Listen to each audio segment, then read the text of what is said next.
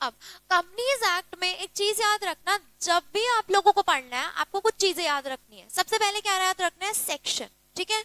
उसके साथ आता है एक सब सेक्शन, और उसके साथ में क्या आता है, रूल।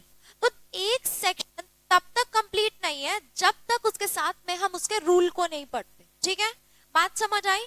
तो प्लीज हम जो पढ़ाई करेंगे पहले सेक्शन को पढ़ेंगे, उसके साथ साथ रूल्स बने हुए हैं उनको पढ़ेंगे, ठीक है। अच्छा मुझे बताओ, कंपनीज एक्ट 2000 कौन सा है, 13, और उसके साथ साथ ही कंपनीज एंड ऑडिटर्स रूल्स बने हैं वो कौन से हैं, 2014, ठीक है। तो एक साल बाद आए थे कंपनीज एक्ट रूल 2014, राइट।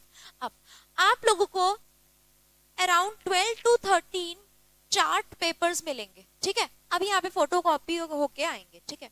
अब एग्जामिनेशन पर्पस के लिए आप इतना भी कर सकते हो कि उन 12-13 पेजेस के अंदर पूरा कंपनीज एक्ट कवर अप होता है, सिर्फ वो भी पढ़ के जा सकते हो, ठीक है। तो बताओ 12 पेजेस पढ़ने में तुम्हें कितना टाइम लगेगा, कितना टाइम लगेगा 12 पेजेस पढ़ने में, 2 घंटे। तो 2 घंटे के अंदर आप लोग पूरा पूरा कंपनीज एक्ट रिवाइज कर सकते हो। एग्जाम से एक दिन पहले भी हो सकता है कि नहीं हो सकता, ठीक है। तो प्लीज आप लोगों का यहाँ पे 100% टारगेट ये रहना चाहिए। प्लीज वो वाली बेंच थोड़ा सा उधर, हंसना नहीं प्लीज, इधर आप स्पेक्स में, हंसी मजाक नहीं करनी, हाँ उधर पीछे मत देखो, थोड़ा सा इधर, ठीक है। मेरे को बहुत डिस्ट्रैक्शन होती है, ठीक है प्लीज, ठीक है। अच्छा अभी हम लोग यहाँ पे स्टार्ट करेंगे कंपनीज एक्ट। तो कंपनीज एक्ट स्टार्ट करने के लिए सबसे पहले मुझे आप लोगों से एक चीज पूछनी है, गवर्नमेंट कंपनी कौन सी होती है जिसके, देखो जैसे मान लेते हैं ये एक गवर्नमेंट कंपनी तभी बनेगी जब इस कंपनी के अंदर शेयर कैपिटल मोर देन और इक्वल टू 51% होल्ड कर रखे हैं, या तो सेंट्रल गवर्नमेंट ने या तो स्टेट गवर्नमेंट ने।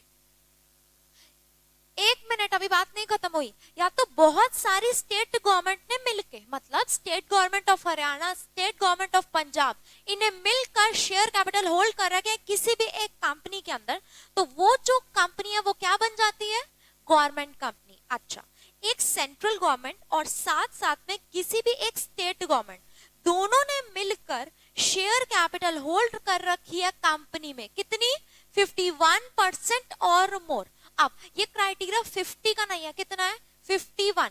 अच्छा अगर 50% होल्ड कर रखी है तो कंपनी क्या बनती है, गवर्नमेंट कंपनी नहीं बनती, ठीक है। इसको एग्जांपल्स के थ्रू करेंगे। अब मुझे एक बात बताओ, तुम लोग ये सब पहले पढ़ चुके हो, ठीक है। तो मेरा मकसद क्या होगा कि ऑडिटिंग के पर्सपेक्टिव से हमें ये एग्जाम में आएगा, ठीक है, अराउंड 5 to 10 मार्क्स का आएगा। तो मेरे लिए रिक्वायर्ड है कि तुम्हें कराना, हम थोड़ा फास्ट फॉरवर्ड मोड पे कराएंगे, प्लस ऑडिटिंग के पर्सपेक्टिव से भी इसे सीखेंगे, ठीक है।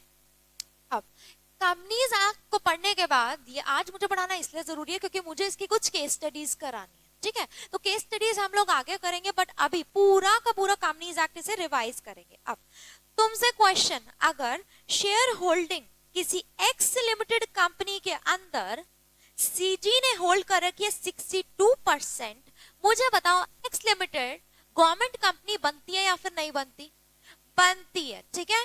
तो एक्स लिमिटेड क्या बन जाती है यहाँ पे, गवर्नमेंट कंपनी, ठीक है। अच्छा शेयर होल्डिंग परसेंटेज है 30, ठीक है, held by state government Haryana, 30% held by state government UP. क्या ये गवर्नमेंट कंपनी बनती है, क्लियर, किसी को भी कोई दिक्कत नहीं। Next, share holding 30% by CG, 30% by SG, किसी भी एसजी, ठीक है। क्या ये गवर्नमेंट कंपनी बनती है, यस। अच्छा इसके बाद नीचे देखो, 25% बाय सीजी, 25% बाय एसजी, क्या ये गवर्नमेंट कंपनी बनती है, नहीं, this is not a government company. अच्छा अगर मैं इसको चेंज कर देती 25 से 26, क्या ये गवर्नमेंट कंपनी बन जाती, यस, ये गवर्नमेंट कंपनी बन जाती, ठीक है। अब government company means any company in which not less than 51% of the paid up share capital is held by CG or by any SG और governments और by any state governments और governments, मतलब कोई भी governments की बात हो रही है, ठीक है। अच्छा और partly by central government and partly by one or more state government and includes a company which is a subsidiary company of a government company, okay।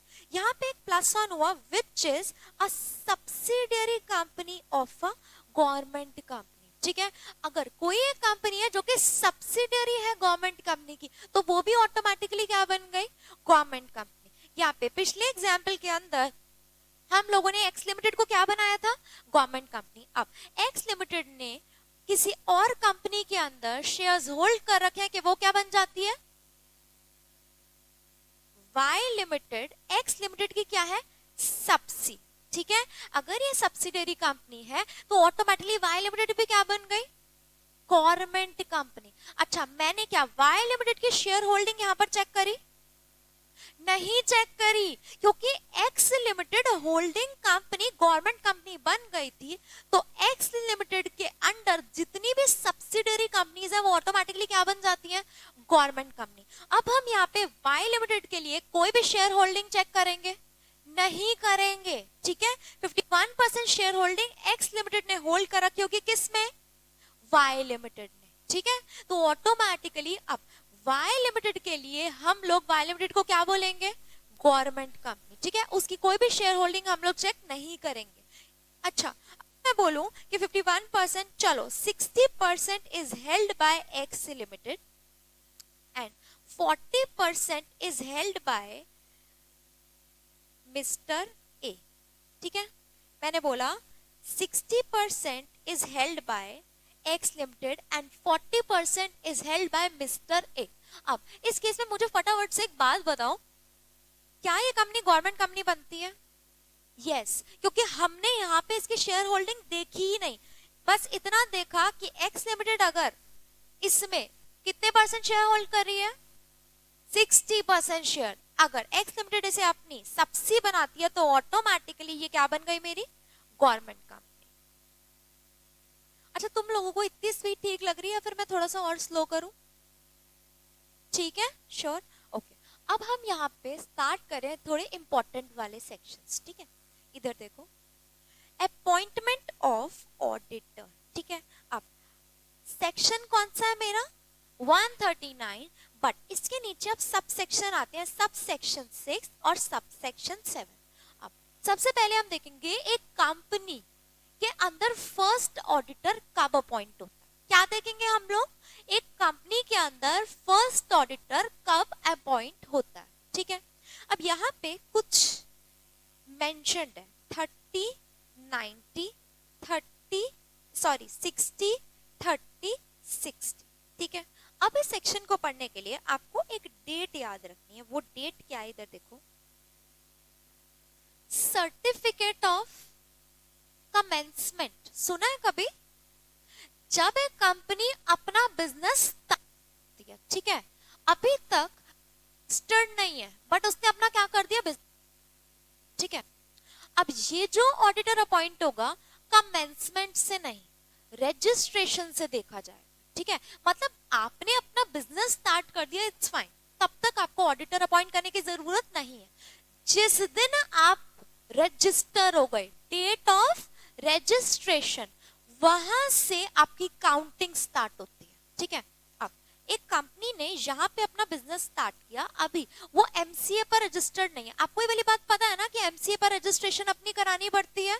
ठीक है, एमसीए पर अभी रजिस्टर्ड नहीं है, कंपनी के डायरेक्टर्स वगैरह ने सोचा अब हम अपनी इस कंपनी को रजिस्टर करा देते हैं। ठीक है, अब यहाँ पे कंपनी रजिस्टर हो जाती है। ठीक है, तो इसको क्या बोला जाता है, डेट ऑफ रजिस्ट्रेशन। क्या बोला जाता है इसे, डेट ऑफ रजिस्ट्रेशन। अब आप लोग इस डेट को पकड़ लो, इस डेट से हम लोग अब स्टार्ट करेंगे। ठीक है, अगर तो ये है गवर्नमेंट कंपनी, तो डेट ऑफ रजिस्ट्रेशन के 60 डेज के अंदर अंदर सीजी को, सीएजी को अपॉइंटमेंट करनी है। ठीक है, कितना टाइम पीरियड मिला, 60 डेज। ठीक है, 60 डेज के अंदर अंदर किसको करनी है अपॉइंटमेंट, सीएजी। ओके, अगर सीएजी ये 60 डेज के अंदर अपॉइंटमेंट नहीं कर पाती तो डेट ऑफ रजिस्ट्रेशन के 30 डेज के अंदर अंदर किसको करनी है,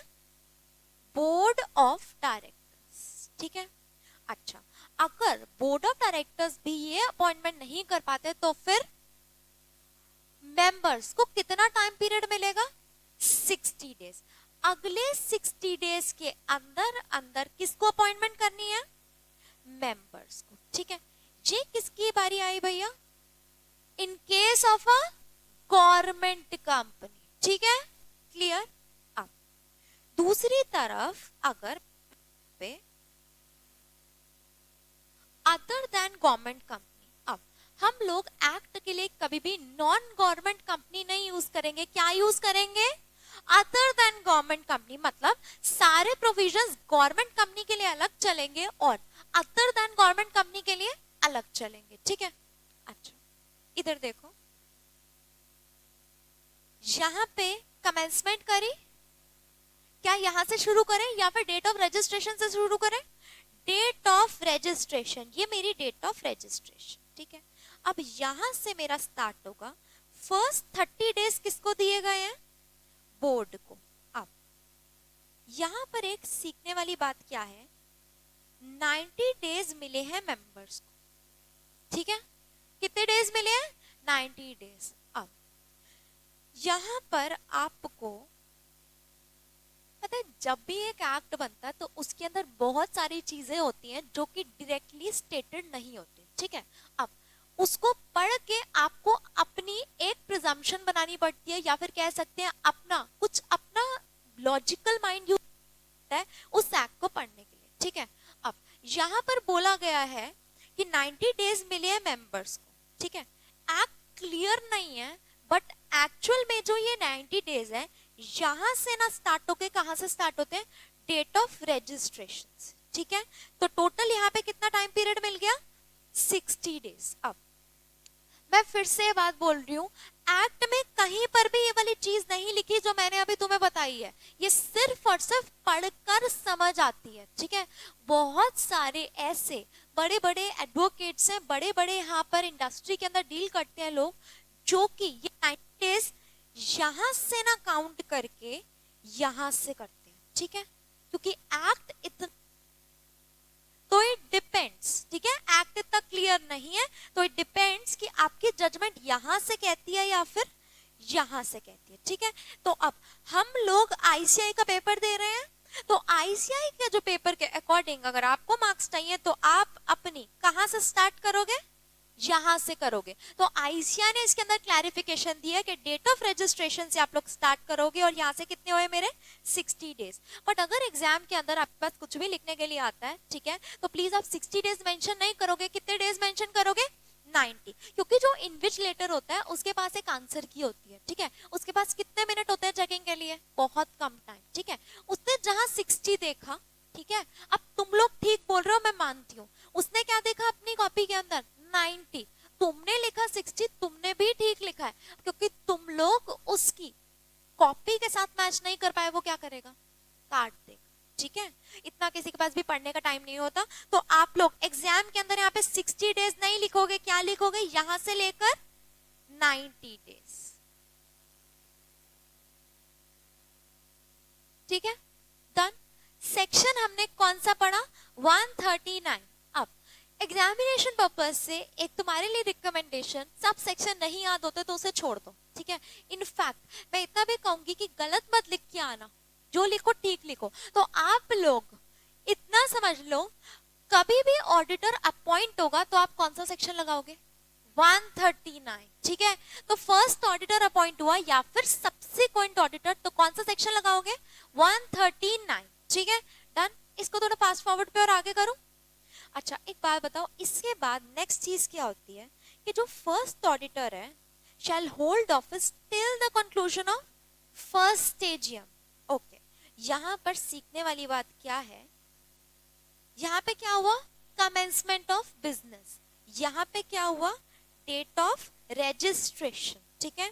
इधर कहीं पर हमने अपना फर्स्ट ऑडिटर अपॉइंट कर दिया, ठीक है। अब ये जो फर्स्ट ऑडिटर है, मैं जब बोलती हूँ कि या तो बोर्ड ऑफ डायरेक्टर्स अपॉइंट कर देंगे या फिर सीएजी अपॉइंट कर देगा, तो हम लोग फर्स्ट ऑडिटर के लिए मेंबर्स तक क्यों नहीं जाते डायरेक्ट?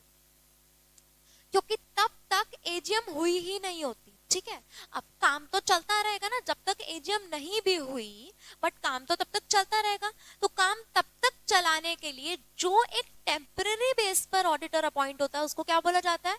First auditor. तो ये जो फर्स्ट ऑडिटर है ये सिर्फ और सिर्फ अपनी पोजीशन कब तक होल्ड करेगा? Conclusion of first AGM. ठीक है, अब यहां पे मेरी एजीएम की डेट है, सारे के सारे मेंबर्स आने वाले हैं।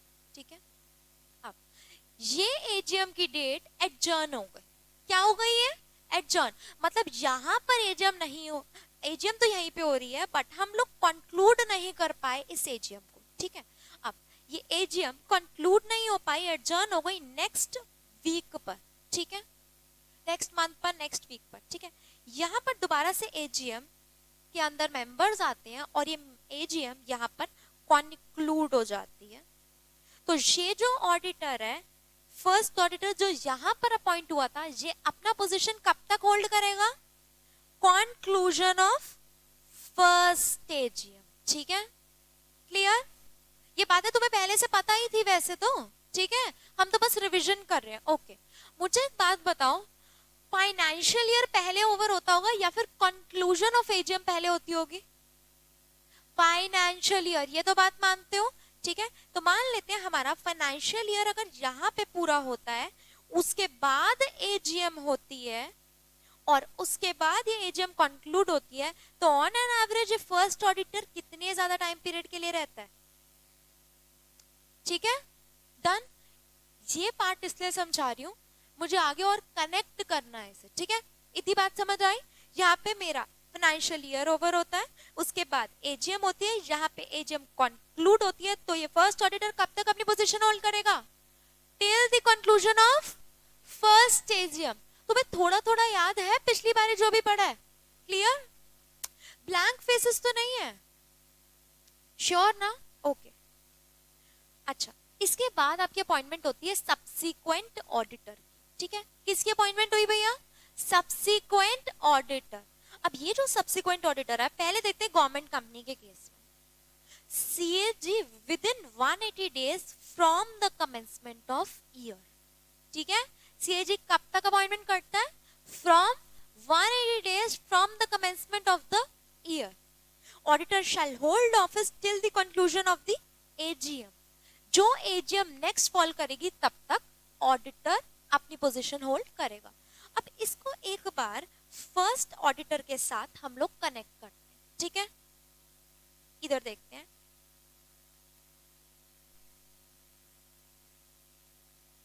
ये मेरा date of registration.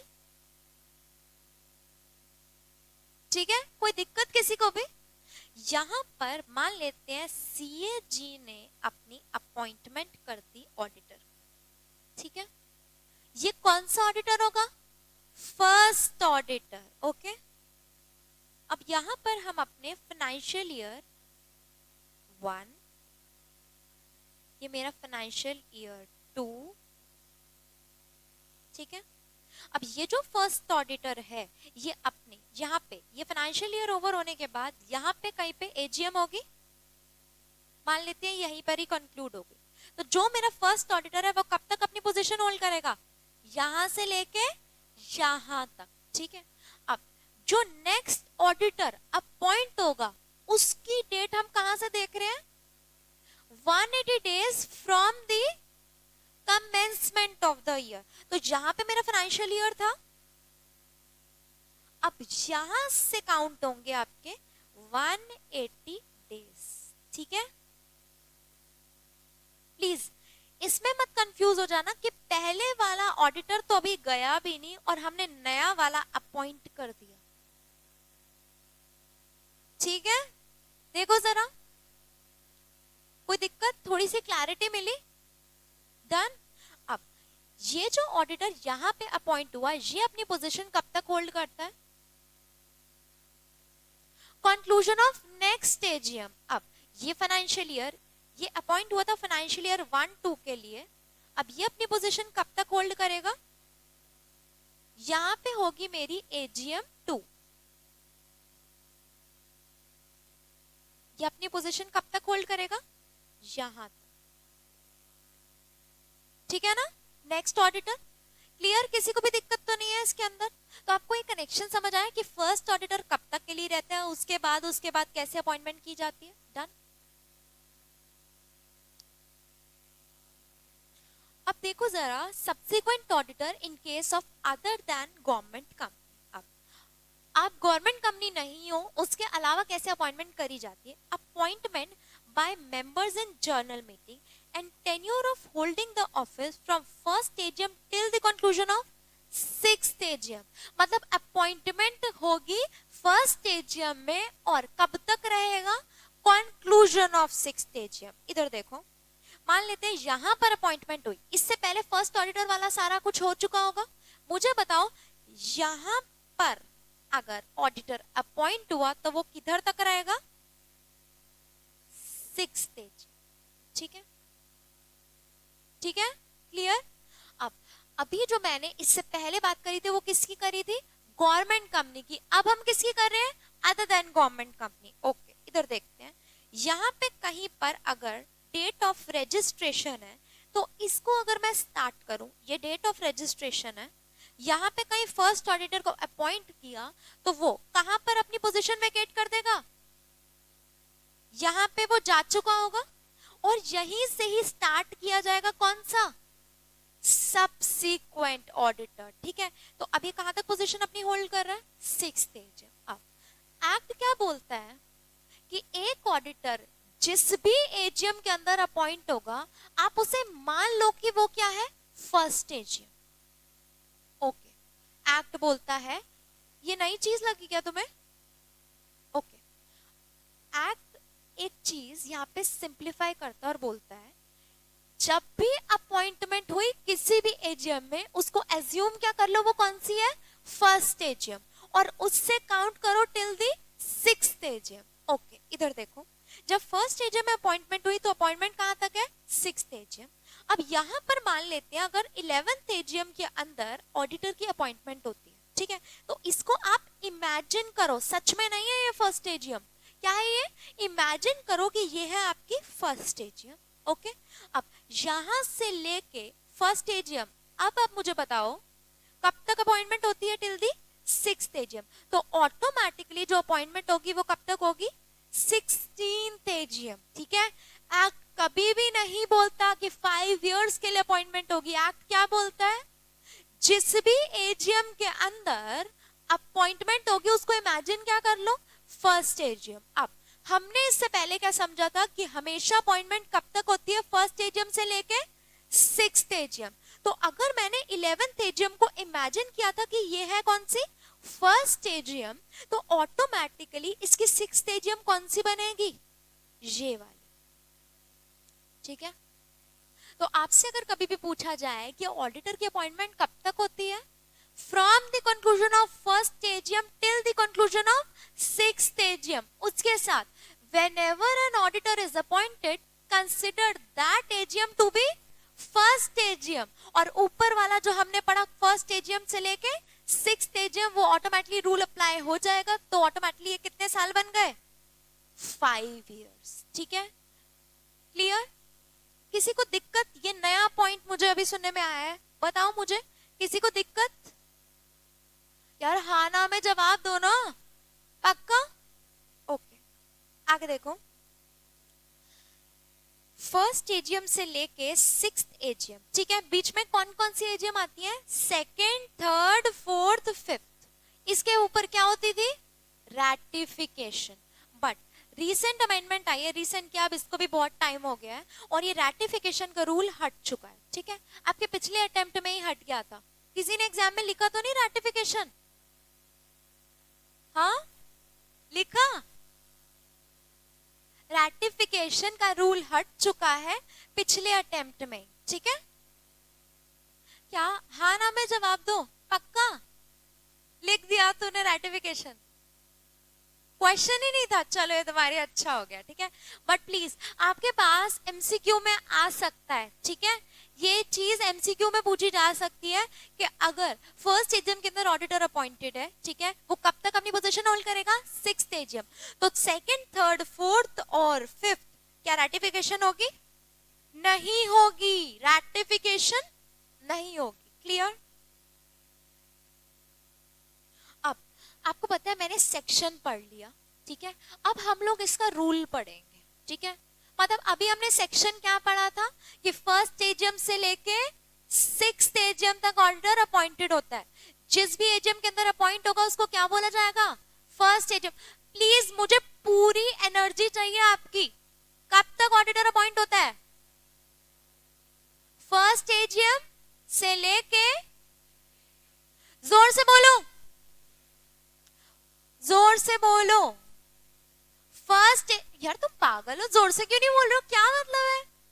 First AGM से लेके 6th एजीएम, और जिस भी एजीएम में अपॉइंट होगा उसके अलावा तो उसको क्या बोल लिया जाएगा? इमेजिन कर लो कि वो क्या है? First AGM. तो फर्स्ट एजीएम से लेके 6th एजीएम तक अपॉइंटमेंट होती है, तो ऑटोमेटिकली कितने इयर्स हो गए? 5 इयर्स। डन। ओके, अब हम यहाँ पे पढ़ेंगे manner and procedure of selection of appointment of auditor. ठीक है, रूल कौन सा है? 3 and 4। Rule number 3 and 4। Okay, देखो, अगर तो एक कंपनी है जिसके अंदर कोई भी ऑडिट कमेटी बनाने की जरूरत नहीं है, मुझे एक बात बताओ, ऑडिट कमेटी का सेक्शन कौन सा था? 177। ऑडिट कमेटी का सेक्शन तो प्लीज तुम लोग याद रख सकते हो, बहुत आसान है। 177 क्या है? Section 177, 177, 177 audit committee. अलग सा दूर का सेक्शन नहीं लगता तुम्हें ऑडिट कमेटी का? तो ये याद किया जा सकता ना यार। तुम लोग जवाब क्यों नहीं देते हो? हाँ हाँ, जोर से बोलो ना यार, इतनी जोर से बोलो कि साथ वाले, क्या है वो, बिल्डिंग तक भी आवाज जानी चाहिए कि यहाँ पे इतने सारे बच्चे बैठे हुए हैं। ठीक है, जल्दी बताओ मुझे, कंपनीज एक्ट के अकॉर्डिंग ऑडिट कमेटी बनाई जाती है, उसका सेक्शन नंबर क्या है? 177। ओके, अब company is not required to constitute an audit committee. अब 77 सेक्शन तो बता दिया, बट ये एक ऐसा रूल है जहां पर एक कंपनी को ऑडिट कमेटी बनाने की कोई जरूरत ही नहीं है। तो बताओ मुझे, सबसे ऊपर कौन होगा? बोर्ड ऑफ डायरेक्टर्स ही होंगे ना, और कौन होगा एक कंपनी के अंदर? कौन होगा सबसे ऊपर? Board of directors. तो बोर्ड ऑफ डायरेक्टर्स अपने आप से नाम रिकमेंड करेंगे। प्लीज यहाँ पे देखना क्या लिखा है, ये रिकमेंड। अपॉइंट नहीं कर रहे, क्या कर रहे? रिकमेंड। रिकमेंड का मतलब क्या होता है? मैंने तुम्हें किसी चीज के लिए बोला कि प्लीज इसको कंसीडर कर लो, this is known as recommendation. Okay, किसको कर रहे हैं? ये भारी तादाद में आए मेंबर्स को। कहां पे करते होंगे? एजीएम के अंदर। ठीक है, ये देखो यहाँ पे मेंबर्स ने अपॉइंट किया ऑडिटर इन एजीएम। ठीक है, अब ये जो ऑडिटर है कब तक अपनी पोजीशन होल्ड करेगा? 5 इयर्स। अगर मैं बोलूं conclusion of first AGM till the conclusion of 6th AGM, जिस भी एजीएम में अपॉइंटमेंट हुई अदर देन फर्स्ट एजीएम, तो उसे इमेजिन कर लो वो कौन सी है? First AGM. तो अपॉइंटमेंट कब तक होती है? Till the conclusion of 6th AGM. ठीक है, अब यहाँ पे मेंबर्स क्या कर रहे हैं? अपॉइंट कर रहे हैं। प्लीज दोनों वर्ड्स को ध्यान में रखना। Board of directors will recommend और members will appoint the auditor. अब तुमसे एक क्वेश्चन, ऑडिट कमेटी ज्यादा बड़ी है या फिर board of directors? Audit committee. अच्छा चलो पोल करते हैं। ठीक है, ऑडियंस पोल। ऑडिट कमेटी के लिए कितने लोग हैं? बोर्ड के लिए कितने लोग हैं? यार तुम लोगों का कोई अपना वो है ही नहीं यार, पता नहीं कौन है इंपॉर्टेंट। अच्छा एक बात बताओ, सुनो, चलो अब तुम समझोगे। स्कूल में तुम्हारा प्रिंसिपल सबसे ऊपर होता था, ठीक है, और तुम्हारी छोटी मोटी सी एक स्पोर्ट्स कमेटी वाली बनी हुई होती थी कमेटी। अच्छा, तो स्पोर्ट्स कमेटी ऊपर होती है फिर तुम्हारे प्रिंसिपल, बस। तो अब एक कंपनी के अंदर भी ऑडिट कमेटी ऊपर होती है या फिर board of directors? Board of directors. तो इधर क्या लिखूं? यार तुम पागल हो क्या? जिसका वजन भारी होता है वो नीचे जाता है।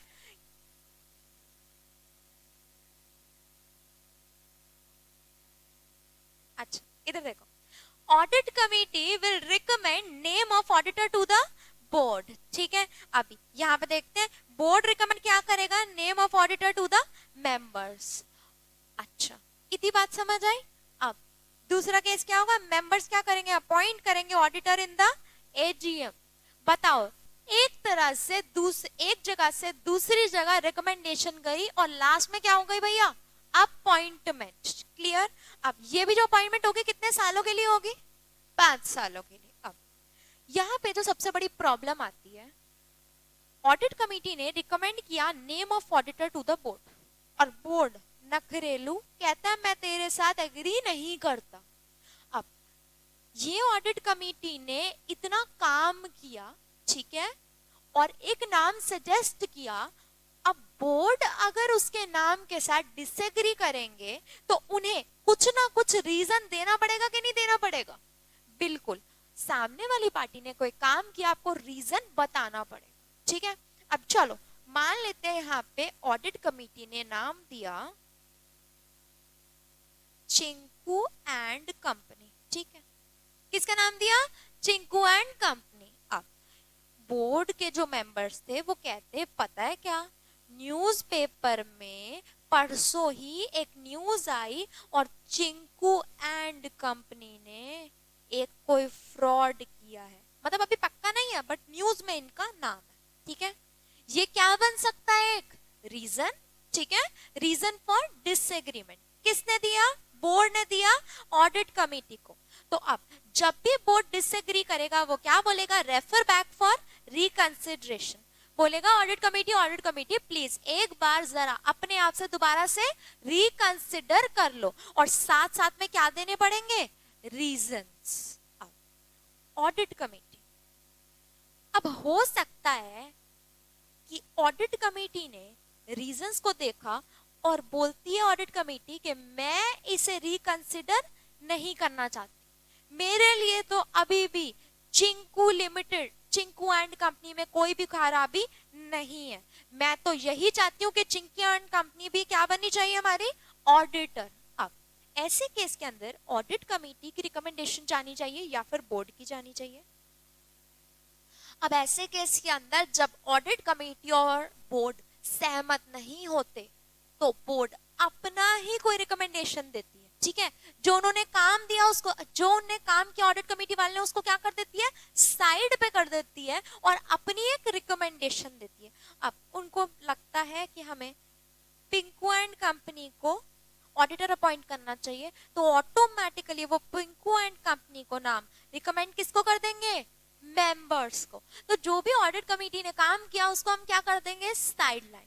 तो अगर मैं लार्जर पिक्चर देखूं तो किसकी चलती है, ऑडिट कमेटी के board of directors, board of directors, ठीक है। अब ऐसा भी हो सकता है कि जब हमने पहले ऑडिट कमेटी को बोला था कि आप रिकंसिडर करो और उन्हें रीजंस बताए, तो वो ऑडिट कमेटी के बाद बोर्ड उसके साथ फिर भी एग्री कर जाता है। ऐसा हो सकता है कि नहीं हो सकता। देखो ऑडिट कमेटी ने बोला कि वो जो आप चिंकू एंड कंपनी के बारे में बोल रहे थे ना, वो सारी की सारी चीजें क्या है, फेक है। न्यूज तो वैसे भी, मीडिया तो वैसे ही बिकी हुई होती है, पता है ना आजकल जितने भी राइट्स वगैरह हो रहे हैं उनके अंदर कितनी बिकी हुई है, ठीक है, आपको पता है। नहीं मैं नहीं रिकॉर्ड कर रही कुछ भी, ठीक है। अच्छा, चिंकू एंड कंपनी, सुनो ध्यान से सुनो, चिंकू एंड कंपनी रिलेटेड जो आपने आरोप लगाए या फिर जो मीडिया ने लगाए वो क्या है, सारे के सारे झूठे हैं, ठीक है। अब हो सकता है बोर्ड फिर से एग्री कर जाए रिकमेंडेशन ऑफ ऑडिट कमेटी, तो ऑटोमेटिकली वो क्या करेंगे, refer the same to the members. मतलब पहले उन्होंने क्या डिसाइड किया था, चिंकू एंड कंपनी, और उसी को ही रेफर कर देंगे टू द मेंबर्स, ठीक है। ये किसी को दोबारा से करना है क्या एक बार रिवीजन, नहीं, डन। आगे देखो, अब मेंबर्स अपॉइंट करेंगे एजीएम के अंदर और कब तक पोजीशन होल्ड करेगा, 5 years.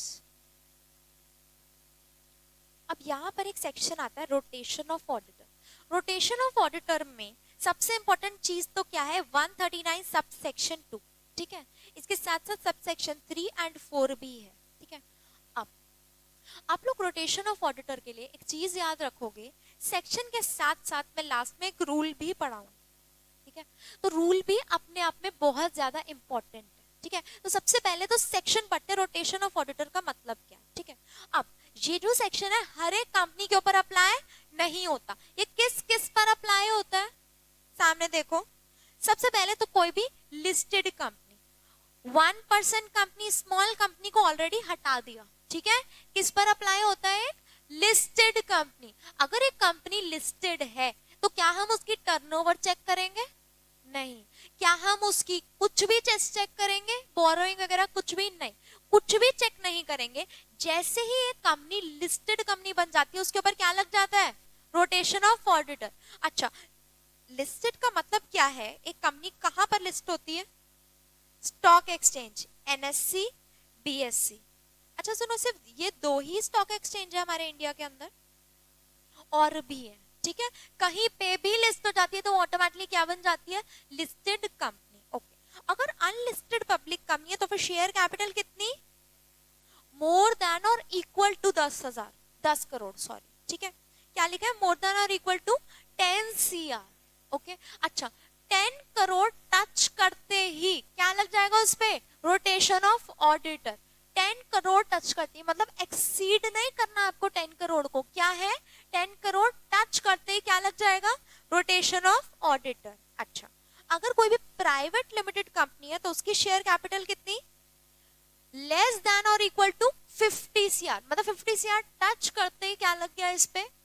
Rotation of auditor. Okay, अब क्या, किस लिए हंस रहे हैं? लेस देन बोल रहा था, क्यों? लेस देन मैं बोल रही थी। अच्छा, मोर देन और equal to 50 CR, I am sorry, ठीक है। मोर देन और equal to 50 CR, 50 CR touch करते ही उस पे क्या लग जाता है? Rotation of auditor. अब कोई भी ऐसी कंपनी जो कि इन दोनों के बीच फॉल नहीं करती, मतलब शेयर कैपिटल कितनी होगी? लेस देन 10 CR, या फिर शेयर कैपिटल कितनी होगी? Less than 50 CR। अगर उसकी बोरोइंग्स कहां से, ध्यान से सुनना, public borrowings from financial institutions, bank, public deposits, ठीक है।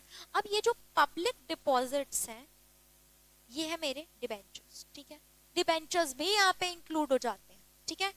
बैंक से कोई भी लोन लिया, फाइनेंशियल इंस्टीट्यूशन से कोई भी लोन लिया, या फिर कोई पब्लिक डिपॉजिट्स किए।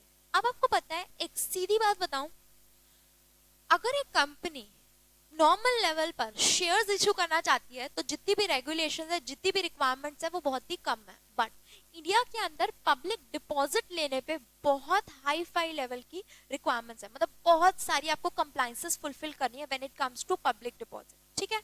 आपके सिलेबस का पार्ट नहीं है, बट पब्लिक डिपॉजिट लेना एक बहुत बड़ी बात है when compared with equity shares issue करना, ठीक है। डन।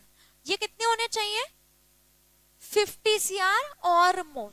डन, ठीक है। ये तुम्हें लिमिट्स फिर भी याद थी क्या?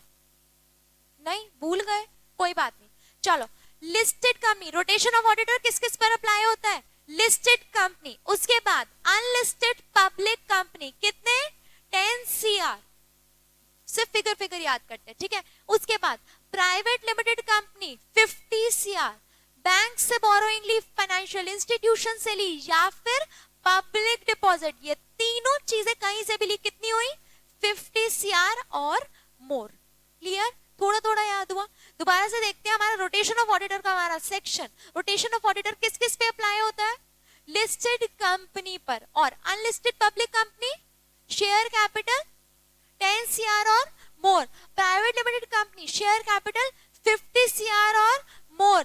अच्छा, पब्लिक बोरोइंग्स ली हमने फाइनेंशियल इंस्टीट्यूशन से, बैंक से, या फिर पब्लिक डिपॉजिट से, तो क्या हो गई भैया? 50 CR और मोर। ओके, एनबीएफसी कहां आती है इनमें से? एनबीएफसी किधर आती है? आती भी है या फिर नहीं, जल्दी बताओ।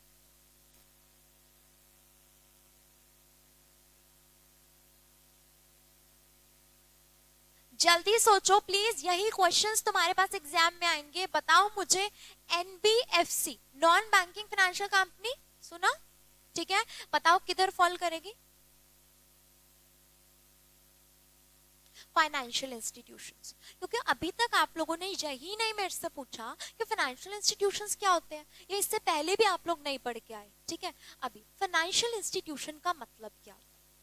कोई भी एक कंपनी जो कि फाइनेंस का काम करती है, मतलब या तो डिपॉजिट एक्सेप्ट करती है या फिर पे आउट करती है, that particular company is known as, या फिर entity is known as financial institution, ठीक है। तो NBFCs are part of your financial institution, ठीक है। तो अब कोई फॉरेन कंट्री में कोई कंपनी है जो कि आपको फाइनेंसेस प्रोवाइड करती है इंडिया के अंदर, वो किसका पार्ट बन जाएगी? Financial institution. In short, examination perspective से बस इतना याद रखो, कोई भी एंटिटी अगर फाइनेंसेस या तो देने का काम करती है या फिर लेने का काम करती है, वो किसका पार्ट बन जाती है? Financial institutions. तो आपकी सिर्फ और सिर्फ बैंक से, क्योंकि हम लोग जिस यहाँ पे अपने सराउंडिंग्स में रहते हैं, सिनेरियो में रहते हैं, हमारे दिमाग में यही होता है कि भैया सिर्फ और सिर्फ पैसा कहाँ से लिया जा सकता है? बैंक से लिया जा सकता है, ठीक है। बट ऐसा जरूरी नहीं है।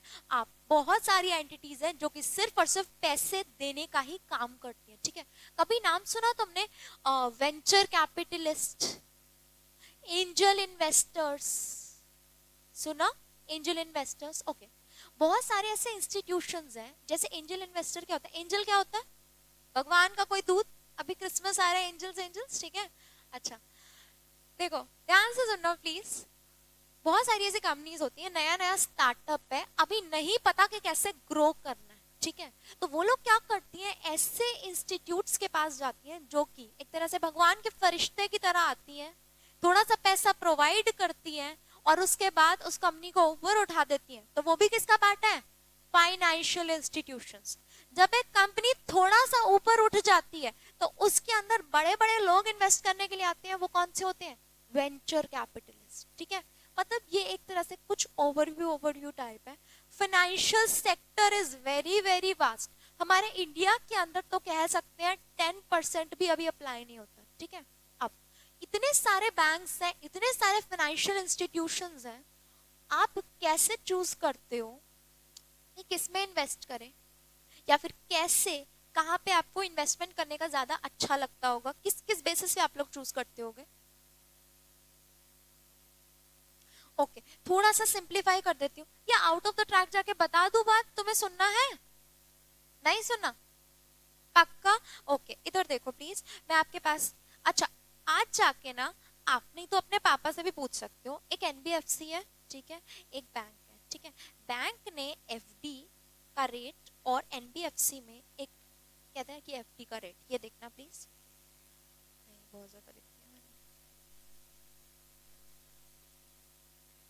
ठीक है। अब अपने पापा से पूछना, मतलब आपने अगर एनबीएफसी के अंदर एफडी बनाई तो आपको 8%, अगर आपने बैंक के अंदर एफडी बनाई तो फिर 6.7%, ठीक है। आप किसको चूज करोगे? एनबीएफसी। अच्छा आपके पापा पता है किसे चूज करेंगे? बैंक। क्यों? सिक्योर होता है। अच्छा आपको पता है यूजीसी का एक कवर होता है, वो पता है कवर कितने का है? सिर्फ और सिर्फ 1 लाख रुपए का कवर। पता है कितने का है? सिर्फ 1 लाख रुपए का। मतलब ये ना एक तरह से कह सकते हैं कि फाइनेंशियल लेवल पर इतनी अवेयरनेस नहीं है, ठीक है। कवर कितना है? सिर्फ और सिर्फ 1 लाख। बट इसके अंदर एक और चीज रोल प्ले करती है, वो क्या है? Credit rating agencies. क्या बोला मैंने? Credit rating agency. सुना कभी? ओके आइक्रा, क्रिसिल, देखो बड़ी बड़ी कंपनीज हैं जिनका काम पता है क्या है? जितनी भी इन्वेस्टमेंट्स होती हैं, शेयर्स होते हैं, उनको एक रेटिंग देना, ठीक है। अब वो रेटिंग कैसे देते हैं? A++ या फिर A+, B, जैसे भी डिपेंड करता है वो लोग कैसे रेटिंग देते हैं, ठीक है। अब क्योंकि एनबीएफसीज की रेटिंग क्या है? कम है, इसीलिए आपके जो पेरेंट्स हैं चाहे इंटरेस्ट रेट कम मिलता है बट किस में इन्वेस्ट करते हैं? बैंक में। बैंक्स की जो क्रेडिट रेटिंग वो क्या है? ज्यादा, ठीक है। इनफैक्ट अगर पूछा जाए मेरे से तो ये सारी की सारी क्रेडिट रेटिंग एजेंसीज भी बिकी हुई हैं, ठीक है। न्यूज में इतना पॉपुलर नहीं है, but when you actually deal in the finance sector तो आपको पता चलता है कुछ नहीं करना। क्रेडिट रेटिंग एजेंसी को, जो भी है ये कंपनीज है, बहुत सारी कंपनीज है, उनको पैसे खिलाने हैं और ऑटोमेटिकली वो अपनी रेटिंग क्या कर देती है? बढ़ा देती है, ठीक है। तो ये रेटिंग एजेंसीज भी बिकी हुई है, बट पब्लिक एट लार्ज पता है किस पर डिपेंड करती है? इन्हीं क्रेडिट रेटिंग एजेंसीज के ऊपर, और इन्हीं के ही बेसिस पर अपनी इन्वेस्टमेंट्स करती है, ठीक है। डन? बात समझ आ गई? एक तरह से थोड़ा ओवरव्यू मिल गया फाइनेंशियल इंस्टीट्यूशंस वगैरह का। डन, आगे चलते हैं। अभी हम लोग क्या पढ़ रहे थे? Rotation of auditor. लिमिट क्या थी? Listed company, unlisted public company, share capital 10 CR और more, private limited company share capital 50 CR और मोर। अच्छा, बोरोइंग ली किससे? बैंक से, फाइनेंशियल इंस्टीट्यूशन से, और पब्लिक डिपॉजिट कितनी? 50 CR और मोर। अब रोटेशन ऑफ ऑडिटर के लिए आपको देखना है मैक्सिमम टर्म, ठीक है, या तो इंडिविजुअल या फिर ऑडिट, ठीक है। अब मैक्सिमम टर्म कितना है? 1 टर्म ऑफ 5 इयर्स, और यहाँ पे बोला मैंने 2 टर्म ऑफ 5 इयर्स। क्या हम इसे कभी भी एग्जाम में 10 इयर्स लिखेंगे? नहीं, कितने लिखेंगे? 2 term of 5 years, that's it, ठीक है। अब ये तो मैंने टर्म समझाया। अब इन्हीं के ही साथ अटैच होता है कूलिंग पीरियड। क्या अटैच होता है? Cooling period. तो एक इंडिविजुअल ऑडिटर का क्या है cooling period? 5 years. Audit firm का क्या है कूलिंग पीरियड? 5 इयर्स, ठीक है। अब इसे यहाँ पे हम लोग समझ के देखते हैं। देखो, मान लेते हैं कोई इंडिविजुअल है जो कि यहाँ पे अपॉइंट होता है। बताओ मुझे, अपॉइंटमेंट कब तक होल्ड करेगा? Conclusion of first ADM till the conclusion of 6th ADM,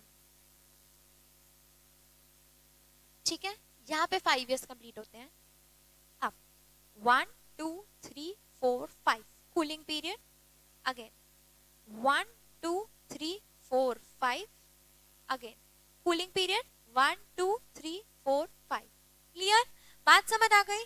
अब अगर मैं बात करूं एक ऑडिटिंग फर्म की, तो ये लोग क्या करेंगे? 1 2 3 4 5, 1 term of 5 years, again 1 2 3 4 5, 2 term of 5 years, cooling period 1 2 3 4 5, उसके बाद 1 2 3 4 5, ठीक है, एंड ऑन 2 टर्म में यहाँ पे, ठीक है। डन? क्लैरिटी आ गई इसमें? दिक्कत नहीं है कोई इसी को भी? तो देखो, टर्म कितना होता है इंडिविजुअल के लिए? 1 टर्म ऑफ 5 इयर्स, और साथ साथ में कूलिंग पीरियड कितना? 5 इयर्स। ओके, ऑडिट फर्म के लिए 2 टर्म ऑफ 5 इयर्स और साथ में 5 इयर्स का कूलिंग पीरियड। ओके, अच्छा, थोड़ा सा एक मैं बात आप लोगों को एडिशनल बताती हूँ, ठीक है। अब आप लोगों के पास एक ऑप्शन होता है सीए बनने के बाद। ये एक इंडिविजुअल, ठीक है, इसने सीए, क्या नाम रखे अब इसका? जॉन टी, ठीक है। क्या बन गया ये? CA John T. CA John T या तो इंडिविजुअल कैपेसिटी के अंदर ऑडिट कर सकता है कि नहीं कर सकता? कर सकता है, ठीक है। तो उसके ऊपर कूलिंग पीरियड कितना लगा? 5 इयर्स, ठीक है। अच्छा, सीए जॉन टी अपनी कोई गर्लफ्रेंड बनाओ ना इसकी, चिंकी, ठीक है, ठीक है।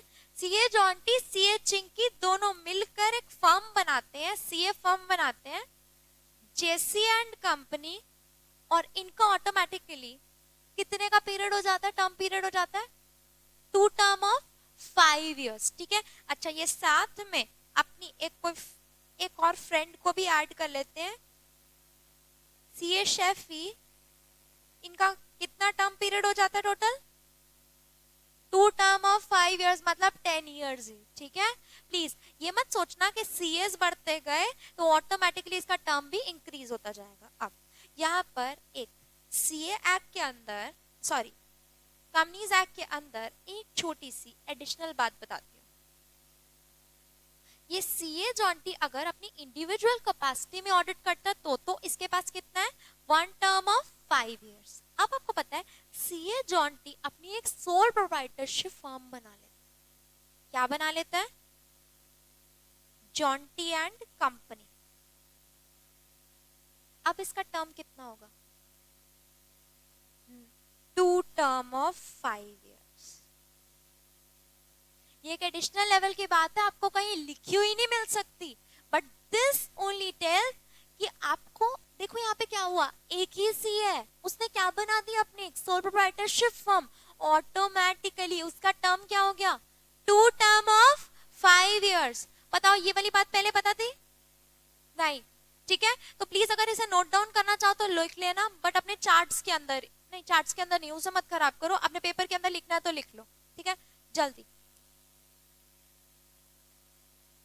तो देखो ये सिंपल सी ट्रिक है अपने टर्म को इंक्रीज करने की। देखो नहीं मिले,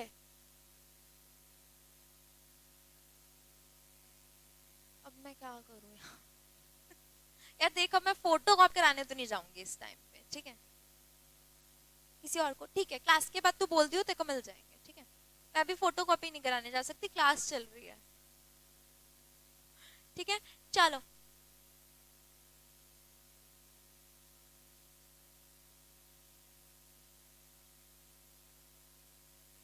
ठीक है, आगे चले क्या?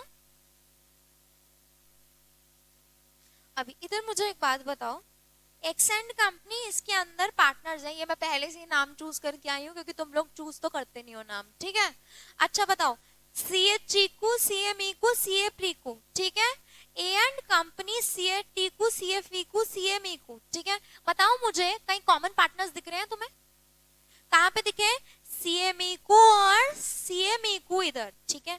अब देखो एक कोई कंपनी है रोली लिमिटेड, जिसके अंदर एक्स लिमिटेड आपके अपॉइंटेड थे, x and company sorry appointed थे, ठीक है। अब एक्स एंड कंपनी कितने टाइम के लिए अपॉइंटेड होंगे? 2 टर्म ऑफ 5 years। उसके बाद कूलिंग पीरियड कितने टाइम का? 5 years। अब आपको पता है ये कूलिंग पीरियड ऑटोमेटिकली किस पे अप्लाई हो जाएगा? इनका टेन्योर एक्सपायर हुआ और इन पे लग गया कूलिंग पीरियड। अब ये कूलिंग पीरियड ऑटोमेटिकली अप्लाई हो जाएगा ए एंड कंपनी पे, क्योंकि बीच में क्या है? Common partners. तो ए एंड कंपनी पर भी क्या अप्लाई हो जाएगा? Cooling period. क्लियर? ठीक है। अब a break in the term for a continuous period of 5 years shall be considered as fulfilling the requirement of rotation। Okay। आपको पता है कभी कभी ना बहुत ज्यादा चंड से कुछ मतलब पता है उनको जो एक्ट बना रहे हैं कि बहुत ही चंड चंड से बैठे हैं, वो लोग क्या करेंगे? ये देखो इधर एजीएम, अब मान लेते हैं कोई इंडिविजुअल अपॉइंटेड है, वो कब तक के लिए अपॉइंटेड होगा? यहाँ, ठीक है। उसने पता है क्या किया? यहाँ पर रिजाइन कर दिया, ठीक है। क्या कर दिया यहाँ पे? रिजाइन। अब 5 years तो पूरे हुए हैं नहीं, ठीक है। यहाँ पे ले लिया रिजाइन, ये ब्रेक ले लिया और यहाँ पे क्या स्टार्ट कर दिया अपना? फिर 1 साल का ब्रेक ले लिया, फिर क्या कर दिया? ऐसे कर सकते हैं? नहीं कर सकते। क्यों नहीं कर सकते? जैसे ही आपने कोई ब्रेक लिया ऑटोमेटिकली आपका क्या स्टार्ट हो जाएगा? Cooling period. मतलब आप यहां से लेके यहां तक के लिए अपॉइंटेड थे, ठीक है। आपने यहां पर एक ब्रेक ले लिया, ओके कोई बात नहीं, आपने ब्रेक लिया। अब ये कूलिंग पीरियड यहां से स्टार्ट होगा या फिर यहां से स्टार्ट होगा? 5 से स्टार्ट होगा। 1 2 3 4 5, ठीक है, ये कूलिंग पीरियड। अब आप यहाँ पे दोबारा से अपॉइंट हो सकते, ठीक है। तो जैसे ही एक ब्रेक आया 5 सालों में, तो ऑटोमेटिकली वो क्या माना जाएगा कि आपने अपनी रिक्वायरमेंट पूरी कर दी। अब ये एक्चुअली रूल नंबर 6 यहां से मेरा स्टार्ट हो गया था। क्या स्टार्ट हो गया था मेरा? रूल नंबर 6, ठीक है। अब रूल नंबर 6 को हम लोग पढ़ेंगे, सेक्शन हमारा कंप्लीट होता है, हम यहां से क्या स्टार्ट करें? Rule number 6। अब रूल नंबर 6 के अंदर पॉइंट नंबर 1 है मेरा, for calculating 5 years/10 years past serve years will also be consider, ठीक है। ओके पहले देखते हैं ये साल 2013, कंपनीज एक्ट 2013 अप्लाई कब से हुआ पता है? फाइनेंशियल ईयर 14-15 से, ठीक है। मतलब यहाँ पे 14, यहाँ पे 15, 2013 से अप्लाई नहीं हुआ। कब से हुआ है वो? 14-15 से, ठीक है। अब रोटेशन ऑफ ऑडिटर के अकॉर्डिंग अगर कोई एक ऑडिटर है जो कि पिछले 10 साल से अपॉइंटेड है, अब यहां से एक्ट स्टार्ट हुआ तो ऑटोमेटिकली यहां से मान लेते हैं उस पर रोटेशन ऑफ ऑडिटर स्टार्ट होता है, तो ये पिछले 10 साल भी काउंट किए जाएंगे। बट एक बात बताओ, एकदम से एक्ट आया, उसको अप्लाई करने में थोड़ा सा टाइम लगता है कि नहीं लगता? तो एक तरह से 3 years का ब्रेक टाइम दिया था, ठीक है। वो 3 इयर्स का ब्रेक टाइम क्या था, 14-15 से लेके 15-16 से लेके 17, ठीक है, मतलब 3 साल आपके पास ब्रेक टाइम है। यहाँ पे हम लोग कुछ नहीं कहेंगे आपको रोटेशन ऑफ ऑडिटर के लिए, और यहाँ से आप लोग अपने पुराने साल काउंट करना स्टार्ट कर दो। तो हमारी जो काउंटिंग होती थी वो कहां से होती थी, 2017 से, ठीक है। अब हम कहां पे आ गए हैं, 19, कहां पे आए, 20, सॉरी यहाँ पे बीच में 18 भी आया है, 19 भी आया है, 20, सॉरी सॉरी, ठीक है। मुझे एक बात बताओ, ये वाले रूल की अब कोई भी वैल्यू रह गई नहीं, इसकी कोई भी वैल्यू नहीं है। ये रूल सिर्फ इतना कहता था कि जब भी आपकी अपॉइंटमेंट होगी आपको ये देखना है कि पास्ट ईयर्स में आप कितने टाइम के लिए अपॉइंटेड थे, ठीक है। रोटेशन ऑफ ऑडिटर जब भी देखोगे तो क्या देखोगे, पास्ट ईयर्स को भी काउंट करो, सिर्फ ये मत देखो कि एक्ट कहां से शुरू हुआ। अब एक्ट स्टार्ट होने के बाद 3 साल का एक ब्रेक पीरियड टाइप दिया गया, ठीक है। अब इतने तक आप लोग चेंज कर लो, या फिर 17-18 से आप लोग क्या अप्लाई कर दो अपना रोटेशन ऑफ ऑडिटर। अब ये जो रूल है वो इस टाइम पे अप्लाई नहीं होता, नंबर 1। नंबर 2, इससे रिलेटेड कोई भी क्वेश्चन नहीं आया। बात समझ आ गई।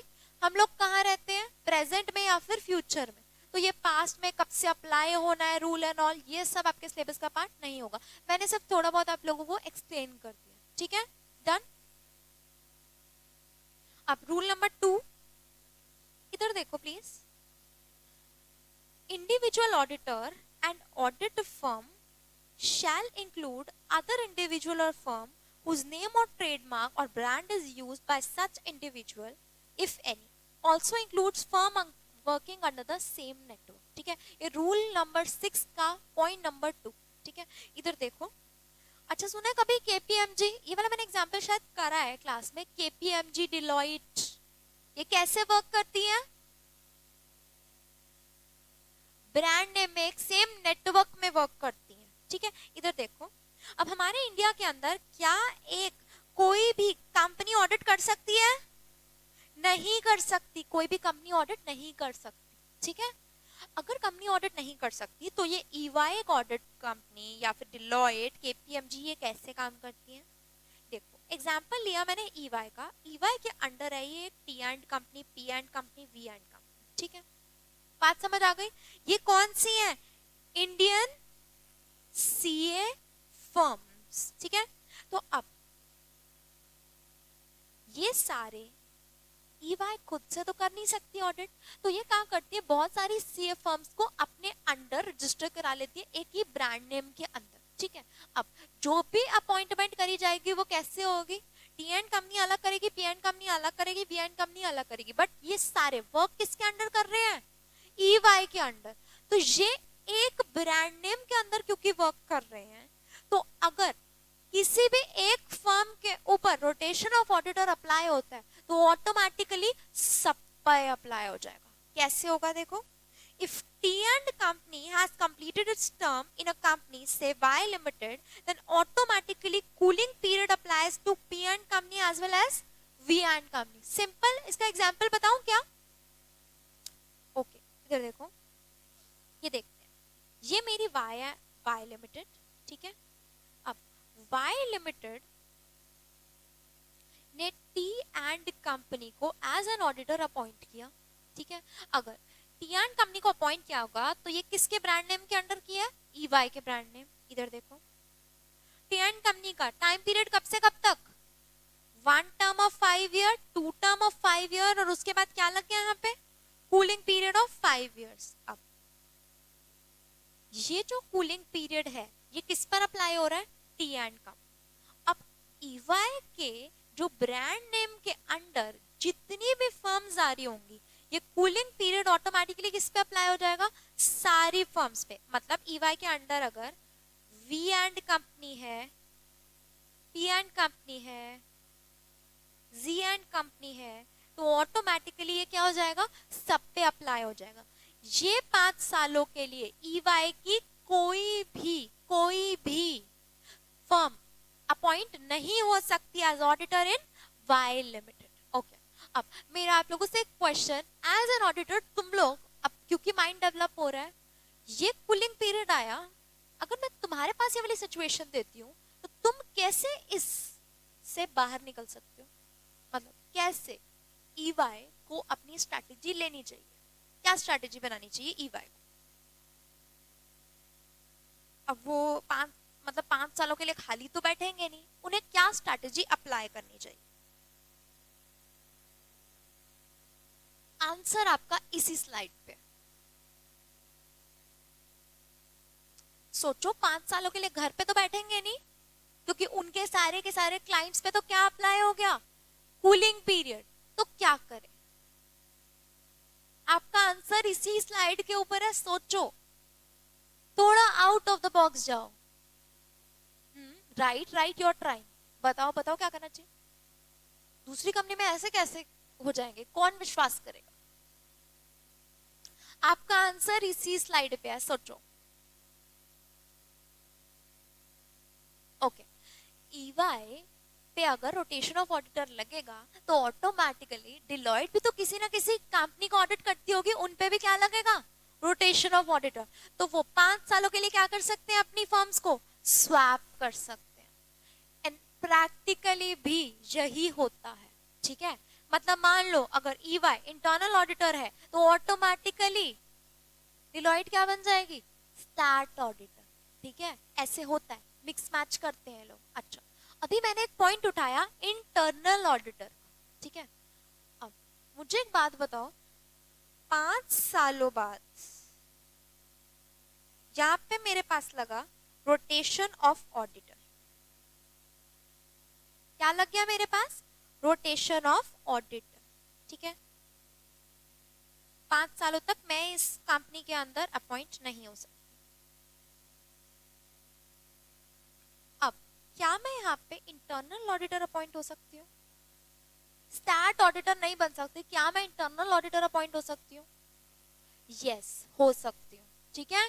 This is again a practical level example जो कि आज की डेट में हो रहा है, जहां पे भी रोटेशन ऑफ ऑडिटर लग जाता है, वहां पे क्या बन सकते हो? इंटरनल ऑडिटर, ठीक है? इंटरनल ऑडिटर का सेक्शन नंबर कौन सा था?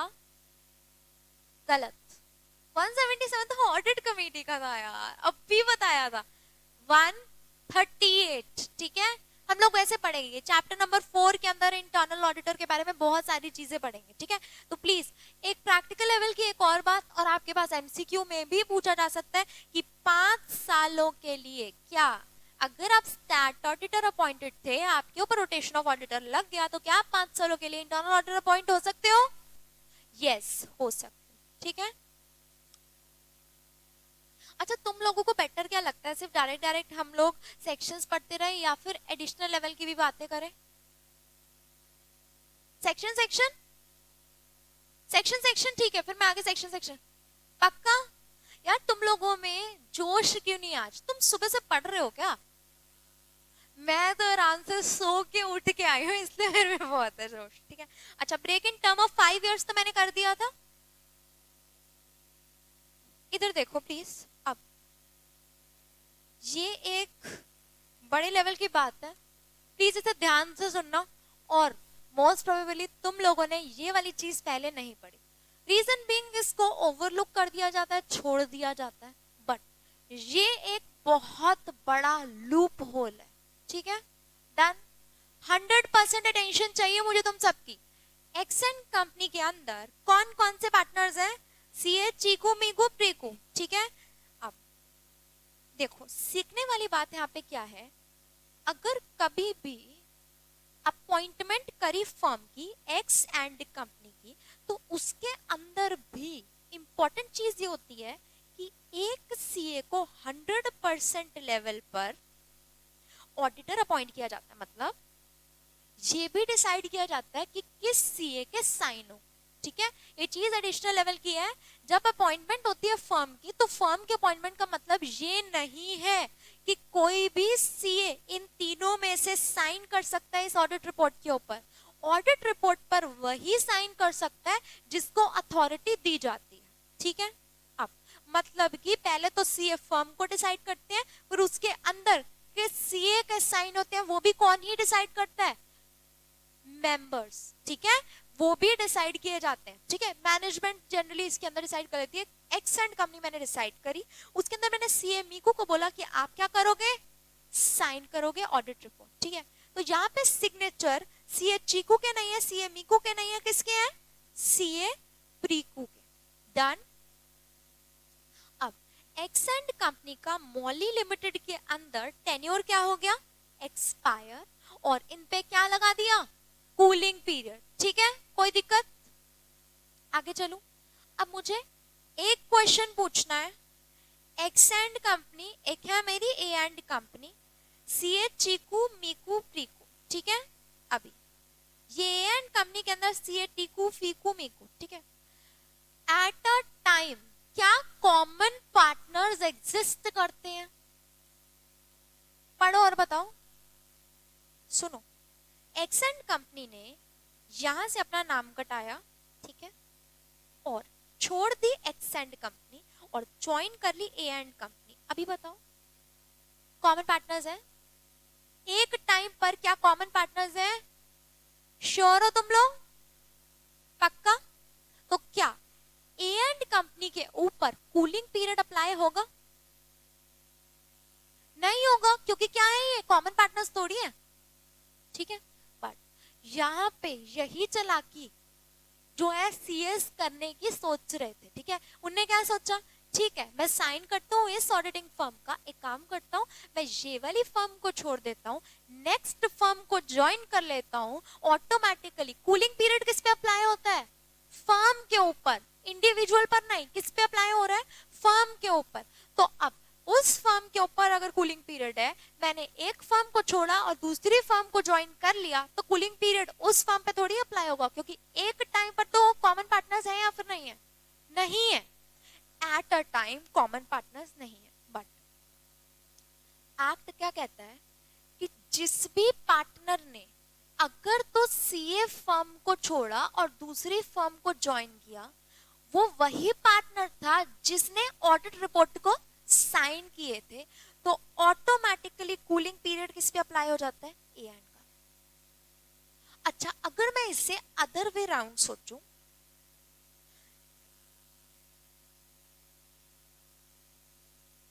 सीए चीकू, इधर CA Chiku, CA Miku, CA Priku, ठीक है, साइन किसने किए थे, सीए मीकू ने, ओके। अब यहां पर सीए मीकू ने साइन किया, बट सीए चीकू ने एक्सेंड कंपनी को छोड़ा और ज्वाइन कर लिया ए एंड कंपनी को।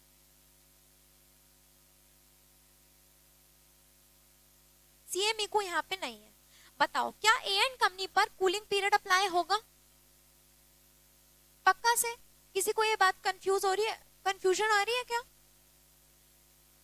देखो एक फर्म को छोड़ के आप दूसरी फर्म के अंदर गए, तो एट अ टाइम क्या कॉमन पार्टनर्स एग्जिस्ट करते हैं, नहीं करते कॉमन पार्टनर्स एग्जिस्ट।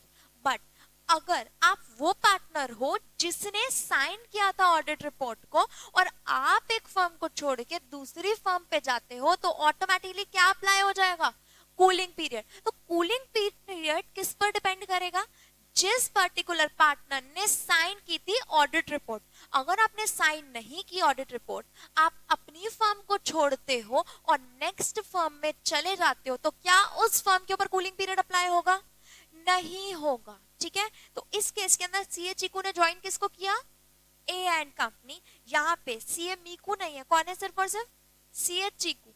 क्या इस ए एंड कंपनी के ऊपर कूलिंग पीरियड अप्लाई होगा, नहीं होगा, ठीक है। ये बताओ नया पॉइंट था या फिर नहीं था, तुम्हें दिक्कत तो नहीं आ रही कोई समझने में, ठीक है। नई चीजों पे मैं कोशिश करूंगी कि दोबारा दोबारा रिपीट करूं, बट प्लीज अपनी 100% अटेंशन रखना, ठीक है, ओके।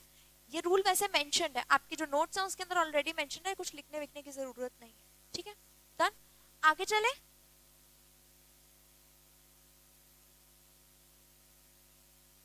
अच्छा, कैजुअल वैकेंसी सुना था क्या, कौन सा सेक्शन था, 139। जब भी ऑडिटर आया उसको क्या लगा दो तुम लोग, 139, ठीक है, सब सेक्शन 8। अब कैजुअल वैकेंसी के लिए भी आपको दो चीजें देखनी है, गवर्नमेंट कंपनी और दूसरी other government company, other than government company, ठीक है। गवर्नमेंट कंपनी और दूसरी कौन सी, other than government company, other company, ठीक है।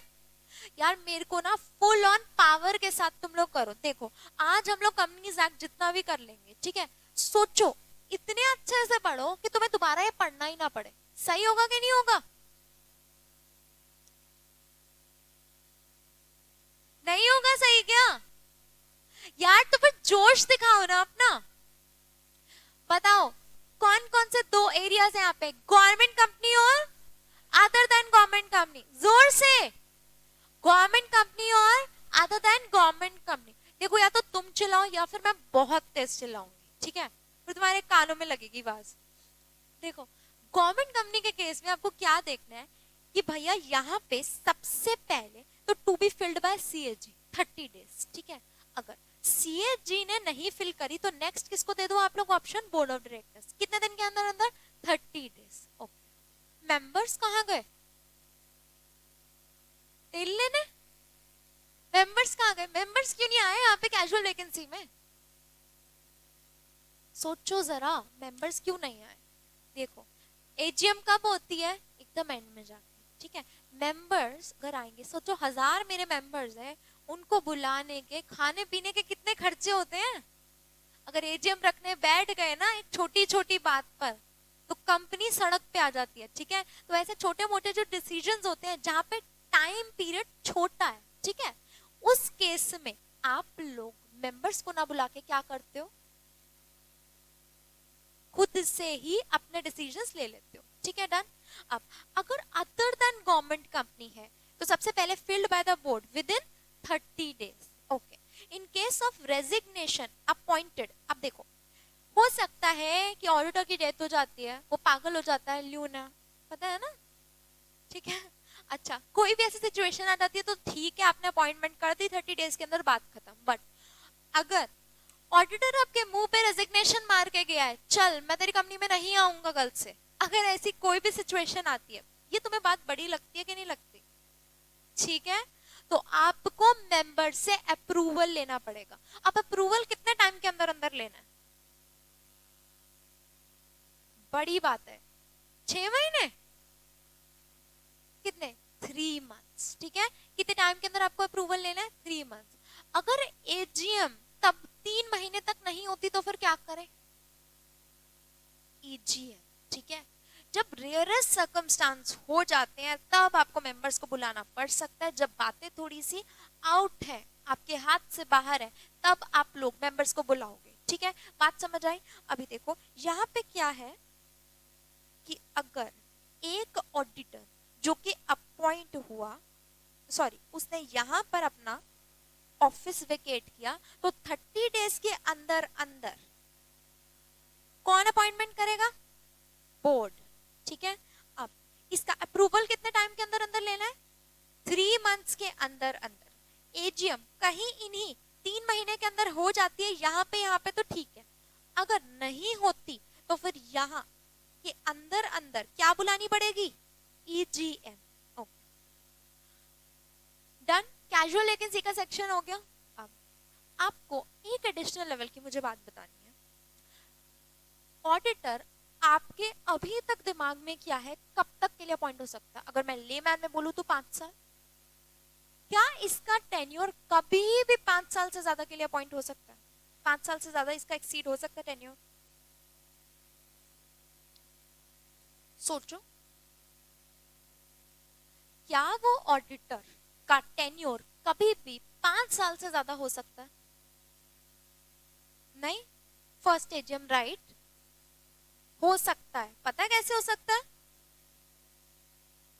फर्स्ट एजीएम से पहले जब उसे अपॉइंट हुआ था, ठीक है, तो वही वाला ऑडिटर कब तक के लिए अपॉइंट हो सकता है?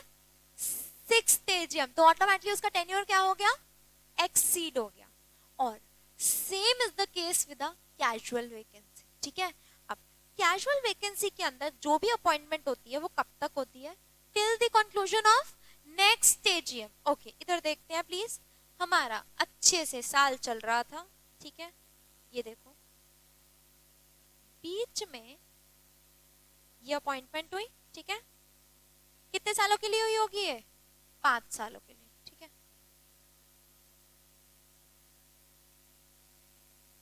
अब ये ऑडिटर ने यहां पर छोड़ दिया ऑफिस, ठीक है, मान लेते हैं पागल हो गया, ठीक है, थोड़ा इंटरेस्टिंग लगता है, पागल हो गया हमने इसे निकाल दिया, जो भी, ठीक है।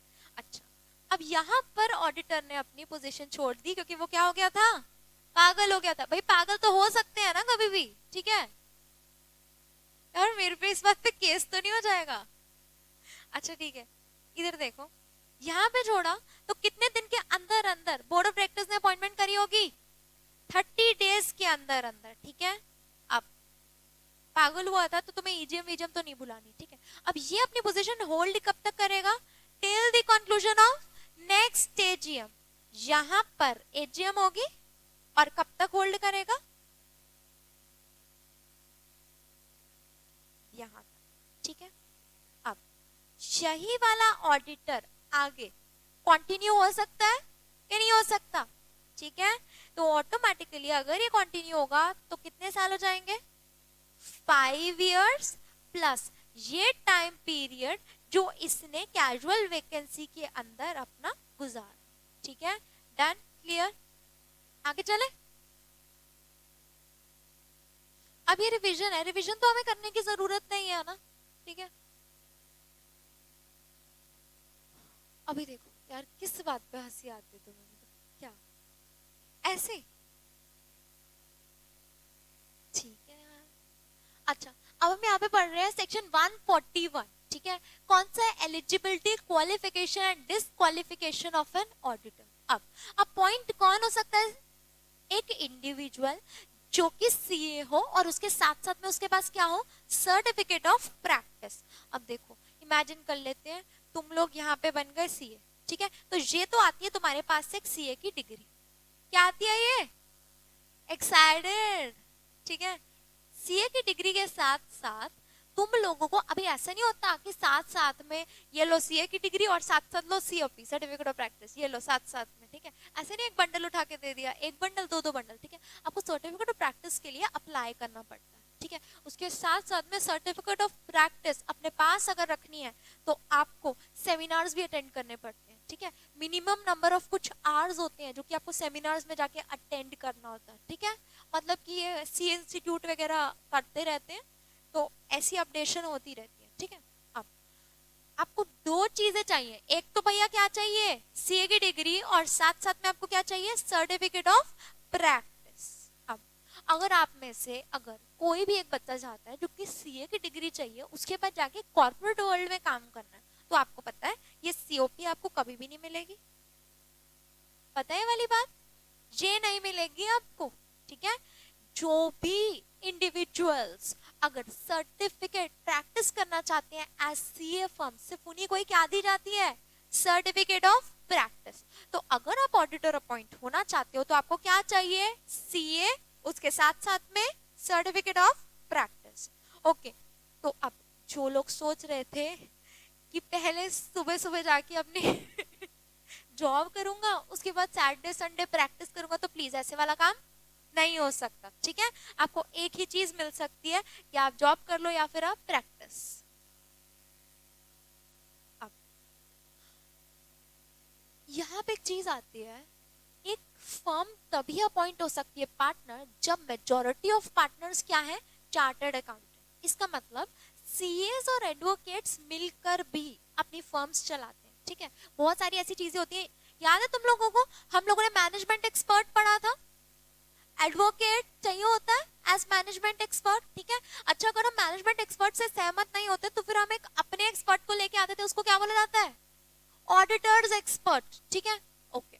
ऐसे ही एक ऑडिटर को एडवोकेट्स की बहुत जरूरत पड़ती है और एडवोकेट्स को सीएस की भी बहुत ज्यादा जरूरत पड़ती है, ठीक है। दे एक्चुअली वर्क इन, कहते हैं, कॉम्बिनेशन। तो बहुत सारे ऐसे सीएस होते हैं और एडवोकेट्स होते हैं, वो इकट्ठी अपनी फर्म बनाते हैं। अब फर्म तभी अपॉइंट की जा सकती है एज सीए फर्म जब मेजॉरिटी पार्टनर्स क्या है, सीए। अब इसका मतलब अगर एडवोकेट ए, सीए बी, सीए सी, इन तीनों ने मिला के अपनी एक फर्म बनाई, एबीसी एंड कंपनी, क्या ये फर्म अपॉइंट हो सकती है एज ऑडिटर, यस। आपको पता है इंजीनियर्स भी फर्म्स का पार्ट होते हैं, ठीक है। एमबीएस 20 फर्म्स का पार्ट होते हैं. इट डिपेंड्स कि वो पर्टिकुलर फर्म किस पर्सपेक्टिव के लिए काम कर रही है. ठीक है, डन. अब फर्म्स के साथ साथ एलएलपीज भी अपॉइंट होती हैं. ठीक है, but only partners who are CA can sign the audit report. ये तो क्या बुद्धू बात कर दी, only partners who can sign the CA report, audit report. एक बात बताओ, एडवोकेट ए साइन कर सकते ऑडिट रिपोर्ट? नहीं कर सकता. वो तो हमें पहले से ही पता है कि जो सीए होगा सिर्फ वही क्या कर सकता है, साइन कर सकता है ऑडिट रिपोर्ट. तो अब एक चीज याद रखो, जब मैं कह रही हूं इतने सारे, एक फर्म को अपॉइंटमेंट करी तो उसके साथ साथ किसको चूज किया जाता है, पर्टिकुलर सीए को भी चूज करा जाता है, जो कि क्या करने वाला है, साइन द ऑडिट रिपोर्ट. ठीक है, तो साइन कौन कर सकते हैं ऑडिट रिपोर्ट, सिर्फ और सिर्फ एक चार्टर्ड अकाउंटेंट. राइट, आगे चले. अब यहाँ पे कुछ डिस्क्वालिफिकेशंस हैं. सबसे पहले तो देखो, बॉडी कॉर्पोरेट डेफिनेशन के अंदर क्या क्या आता है. LLP, Indian company, foreign company, any other entity having separate legal entity. ठीक है, एग्जिस्टेंस एंटिटी. ओके, ठीक है. अभी मुझे एक बात बताओ, ये बॉडी कॉर्पोरेट्स ऑडिट नहीं कर सकती, सिर्फ और सिर्फ एक एंटिटी है इनके अंदर से जो कि ऑडिट कर सकती है. वो कौन सी है, एलएलपी. ठीक है, तो बॉडी कॉर्पोरेट ऑडिट नहीं कर सकती, कौन कर सकते हैं ऑडिट, सिर्फ और सिर्फ एलएलपी. मतलब कोई इंडिविजुअल कैपेसिटी में ऑडिट कर सकता है, हाँ या फिर ना. कोई सीए फर्म बना के कर सकता है, एडवोकेट और सीए दोनों मिला के फर्म कर रहे हैं, दोनों मिला के कर रहे हैं. मेजॉरिटी, अगर एक सीए एक एडवोकेट है तो मेजॉरिटी नहीं होती, दो सीए एक एडवोकेट तो क्या है ये, मेजॉरिटी. तो मेजॉरिटी अगर सीए है तो कर सकते हैं. ओके, एलएलपी कर सकती है, यस. फॉरेन कंपनी कर सकती है. तो ईवाई कर रही थी क्या ऑडिट, नहीं कर रही थी. ईवाई कभी ऑडिट नहीं कर रही थी, उसने अपने अंडर एक ब्रांड नेम के अंदर सीएस को रख रखा था, सीए फर्म्स को रख रखा था, वो सीए फर्म्स ऑडिट कर रहे थे. ठीक है, डन. तो क्या ईवाई, केपीएमजी ये लोग ऑडिट करते हैं, नहीं. उनके अंडर, उनके ब्रांड नेम के अंदर सीए फर्म्स हैं, वो लोग ऑडिट करते हैं. ठीक है, डन. अब एन ऑफिसर और एम्प्लॉय ऑफ द कंपनी. मुझे एक बात बताओ, क्या एक कंपनी के अंदर एक डायरेक्टर है, वो खुद ऑडिट कर सकता है, नहीं कर सकता कभी भी. ठीक है, अच्छा, एक कंपनी के अंदर ही सीए रख रखा है, उसके पास सर्टिफिकेट ऑफ प्रैक्टिस भी है, क्या वो ऑडिट कर सकता है? तुमने मुझे ये नहीं बोला, हो ही नहीं सकता. अगर वो एम्प्लॉय है तो उसके पास सर्टिफिकेट ऑफ प्रैक्टिस होगा ही नहीं. ठीक है, तो ऑफिसर और एम्प्लॉय ऑफ द कंपनी. ठीक है, ब्रॉडर पिक्चर दिखाने के लिए वाली चीज यहाँ पे मेंशन करी हुई. आगे देखो, अब ये पॉइंट यहाँ पे सीखने वाला है, ध्यान से देखो प्लीज. इसको आप लोग कैसे करो, जितना भी रीड करा रही हूँ सिर्फ उतना पढ़ो. एक बंदा खुद, उसका कोई भी रिलेटिव, उसका कोई भी पार्टनर, तीन चीजें देखो कौन सी है, एक बंदा खुद, उसका रिलेटिव और उसका पार्टनर. तीन कौन सी है, अ पर्सन, इज रिलेटिव और इज पार्टनर. ओके, अगर मैं बोलूं यहाँ पे एक्स एंड कंपनी के अंदर CA X, CA Y, CA Z. ठीक है, ये तीन इसके अंदर पार्टनर्स. ठीक है, अब ये सीए एक्स अगर ऑडिट करने वाला है, ठीक है, किसके अंडर करेगा, एक्स एंड कंपनी के अंडर करेगा. तो हम जो चेकिंग करते हैं वो किसकी करते हैं पता है, सीए एक्स की करते हैं. क्वालिफिकेशन रिलेटेड हम लोग चेकिंग कैसे करते हैं, सीए एक्स की करते हैं. ठीक है, अब सीए एक्स के जितने भी रिलेटिव्स हैं,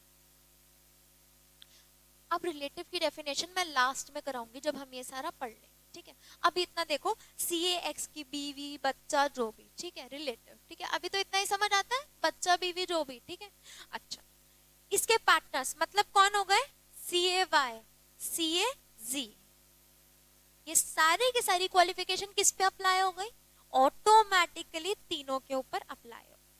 ठीक है, तीन चीजें समझ आई, पर्सन, रिलेटिव, पार्टनर.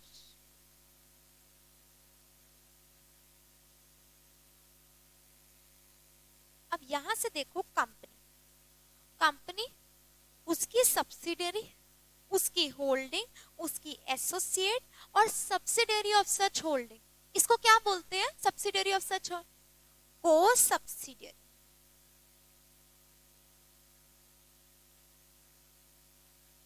ठीक है, डन। किसी को भी दिक्कत? दोबारा से देखते हैं, एक बंदा खुद, उसका रिलेटिव और दूसरी चीज उसका पार्टनर, और इधर कौन सी चीजें आई? कंपनी, सब्सी, holding, associate, subsidiary of such holding. अब आप लोग एग्जामिनेशन पर्पस पे को सब्सिडरी नहीं लिखोगे, क्या वर्ड यूज करोगे? Subsidiary of such holding. अब इसे रीड कैसे करना है? तुमने पहले भी ऐसे ही किया था ना, क्या अलग तरीके से किया है कुछ?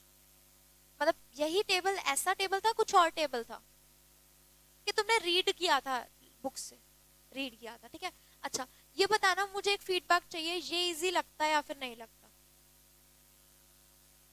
यार हाँ ना में तो जवाब दे दो तुम लोग, कैसे से हो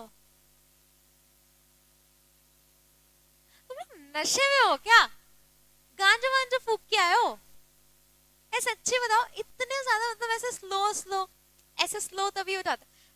मैं नहीं किया, मैंने संजय दत्त वाली मूवी देखी थी, तब मुझे पता है कि स्लो हो जाते हैं। ठीक है, अच्छा इधर देखो, अ पर्सन, रिलेटिव और इस पार्टनर। अब इसे रीड कैसे करना है? इन तीनों में से किसी ने भी होल्डिंग एनी सिक्योरिटी ऑफ और इंटरेस्ट, होल्डिंग एनी सिक्योरिटी और ऑफ इंटरेस्ट, किसमें? या तो कंपनी में, या तो सब्सी में, या होल्डिंग में, या एसोसिएट में, या फिर सब्सिडरी ऑफ सच होल्डिंग में। ठीक है, तो बताओ, person, relative, partner, holding, interest और सिक्योरिटी किसमें? Company, subsidiary, holding, associate, subsidiary of such holding. ठीक है, क्लियर? मतलब मैंने अगर एक्स लिमिटेड कंपनी, उसके अंदर कोई एक होल्डिंग कंपनी है उसकी वाई लिमिटेड, तो क्या अगर आप लोग ऑडिटर अपॉइंट होना चाहते हो एक्स लिमिटेड के, तो क्या वाई लिमिटेड के अंदर ₹10,000 के शेयर्स परचेज कर सकते हो? क्या आप शेयर्स के अलावा डिबेंचर्स परचेज कर सकते हो? क्यों? मैंने तो सिर्फ और सिर्फ सिक्योरिटी लिखा, तो शेयर्स के साथ साथ तुमने अपने आप ही डिबेंचर इसे समझ लिया। इंटरेस्ट, ठीक है, मतलब आप लोग उसके अंदर कोई भी सिक्योरिटी नहीं ले सकते, डिबेंचर्स नहीं ले सकते। अगर उन्होंने कोई पब्लिक डिपॉजिट इशू किया, वो ले सकते हो? नहीं ले सकते, कुछ भी नहीं ले सकते आप लोग। क्लियर? इतनी बात समझ आ गई? तो मतलब आप ना होल्डिंग में ले सकते हो, ना सब्सिडरी में ले सकते हो, ना एसोसिएट में ले सकते हो, ना ही सब्सिडरी ऑफ सच होल्डिंग में। राइट, आगे चले। अब देखो, ये वैसे इसकी एक और एक्सेप्शन भी है, हम आगे करेंगे। ठीक है, अभी ये कंप्लीट नहीं हुआ। इधर देखो, बंदा खुद, रिलेटिव या फिर पार्टनर इज इंडेटेड, मतलब उधारी है। ठीक है, लोन ले रखा है, या आपने, या आपके रिलेटिव ने, या फिर आपके पार्टनर ने। किसमें? या तो कंपनी से लिया, सब्सिडियरी से लिया, होल्डिंग से लिया, एसोसिएट से लिया, या फिर सब्सिडियरी ऑफ सच होल्डिंग से लिया। क्लियर? बात समझ आ गई? किसी भी कंपनी में आप लोग लोन वोन नहीं ले सकते। अब हैज गिवन गारंटी और provided any security with indebtedness of any third party. अब ये देखो, गारंटी का मतलब क्या होता है आपको पता है? गवर्नमेंट ने कुछ टाइम पहले एक इनिशिएटिव लिया था कि जितने भी स्टार्टअप्स हैं उनको बैंक से लोन दिया जाएगा, और गवर्नमेंट क्या देती है? अपनी गारंटी देती है। ठीक है, गारंटी का मतलब यह है कि ऐसा नहीं है कि गवर्नमेंट उनके लोन को देने वाली है। गवर्नमेंट सिर्फ इतनी बात बोलती है कि अगर लोन नहीं पे हुआ तो मैं इसको दे दूंगा। ठीक है, बात समझ आई? अब ऐसे ही हमारे यहाँ पर भी गारंटीज दी जाती है। ठीक है, अपने इंडिविजुअल लेवल पर भी गारंटीज दी जाती है। वो कैसे दी जाती है? देखो, आप यहाँ पर x, यहाँ पर y। ठीक है, अब x ने y को लोन दिया। ठीक है, अब y को आफ्टर फ्यू इयर्स ये लोन को वापस करना है, ऑब्वियसली पैसे लेके थोड़ी बैठोगे। अब एक्स ने जो ये वाई को लोन दिया, क्योंकि वाई तो बिल्कुल एकदम खत्म था, कंगाल था, तो उसको लोन देने का कोई मतलब नहीं था। तो बीच में आता है एक जी नाम का बंदा, और जी बोलता है एक्स एक काम कर, तू मेरी गारंटी पर इसको लोन दे दे, अगर इसने नहीं दिया तो मैं तेरे को क्या कर दूंगा, पैसे दे दूंगा। अगर ये पैसे यहाँ पे नहीं आए तो ऑटोमेटिकली मैं तेरे को क्या दे दूंगा, तेरे पैसे वापस कर दूंगा। ये जो थर्ड पार्टी ने अपनी गारंटी दी, जेड ने कुछ भी दिया अपनी जेब से नहीं दिया। अगर वाई नहीं दे पाएगा तो इसे क्या बोला जाता है, अगर वाई नहीं दे पाया तो जी को क्या करने पड़ेंगे, पैसे देने पड़ेंगे। ठीक है, तो आपने सिर्फ और सिर्फ एक गारंटी दी। या फिर दूसरे केस में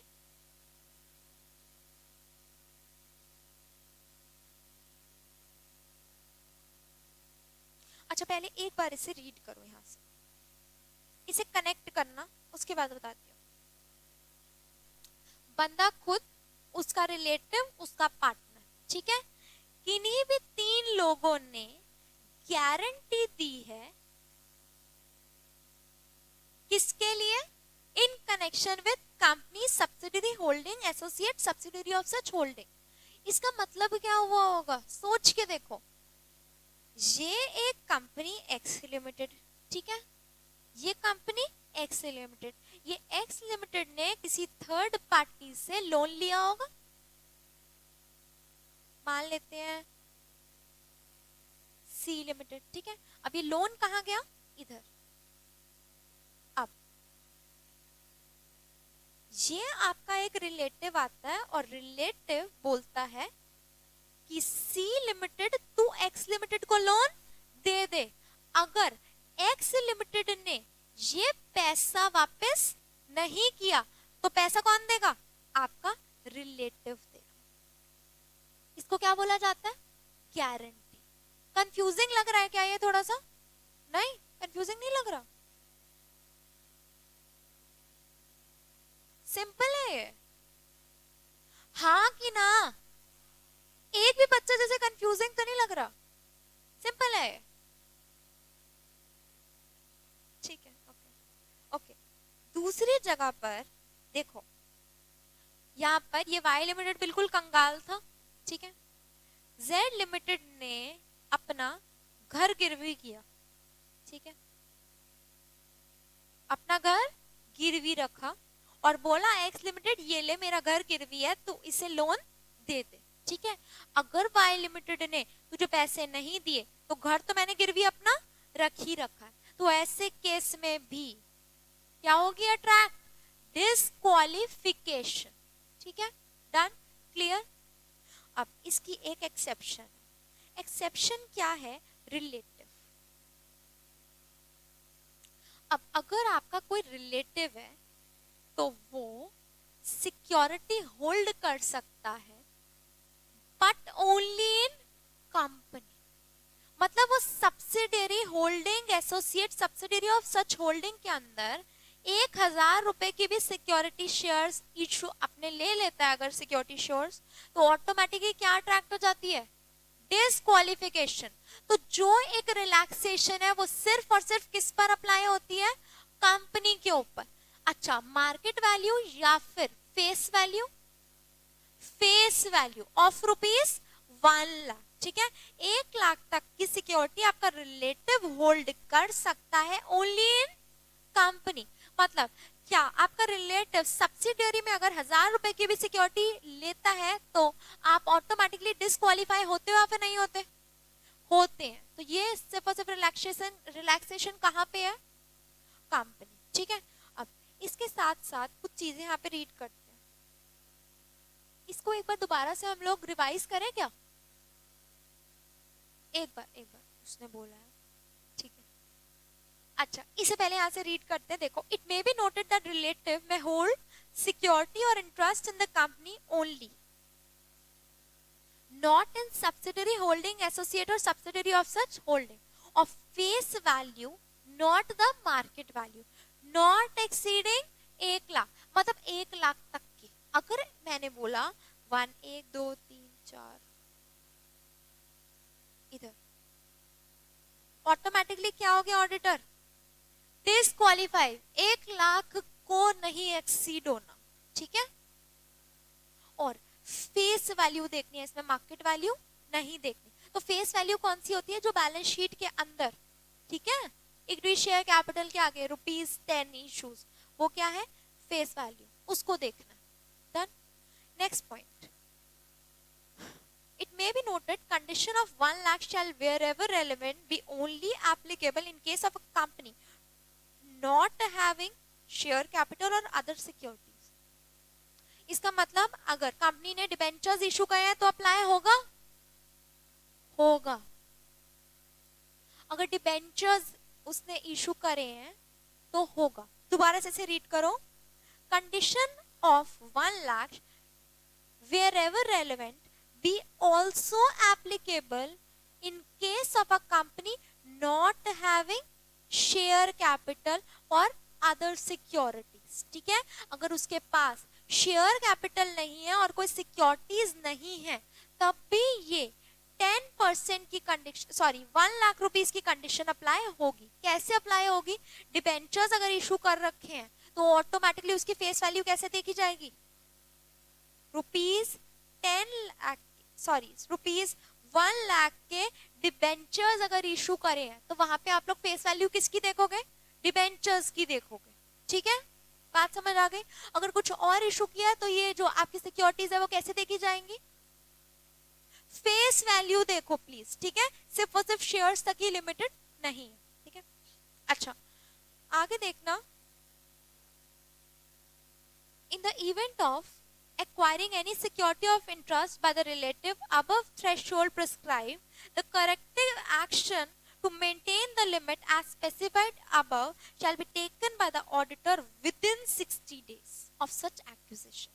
इसका मतलब ये है कि अगर आपके रिलेटिव ने ये 1 लाख रुपए की लिमिट क्रॉस कर दी तो आपके पास सब कुछ ठीक करने का टाइम पीरियड कितने टाइम का है, 60 डेज। अच्छा, क्या ये लिमिट सिर्फ रिलेटिव पर अप्लाई होती है या फिर इंडिविजुअल पर भी अप्लाई होती है, क्या ये पार्टनर पर अप्लाई होगी, नहीं। पार्टनर को क्या 60 डेज दिए जाएंगे, नहीं। जैसे ही आपके पार्टनर ने एक्वायर करी सिक्योरिटी आप क्या हो जाओगे, डिस्क्वालीफाई। जैसे ही आपने एक्वायर किया आप क्या हो जाओगे, डिस्क्वालीफाई। जैसे आपके रिलेटिव ने एक्वायर किया आप क्या हो जाओगे, नहीं होगे। 60 डेज का टाइम दिया जाएगा। पता है वो क्या होता है, बैंड वेगन, चलते जाओ चलते जाओ। ठीक है, grace period of 60 days of corrective action shall only apply in respect of securities held by the relative, this would not apply to the auditor और हिज पार्टनर। अच्छा, अगर रिलेटिव लिखा तो मैं इस पे क्या लिख दूं, टिक, और ऑडिटर को मैं और पार्टनर को क्या कर सकती हूँ, यहाँ पे काट दिया। डन। अच्छा, तुम लोगों को जब ब्रेक चाहिए मुझे बता देना, ठीक, ऐसे तो। अच्छा, the limit of 1 lakh shall be applicable whether securities are held by the relative of an auditor and not whether securities are held by an auditor himself or his partner। ठीक है, ये तो हम ऑलरेडी पढ़ ही चुके हैं।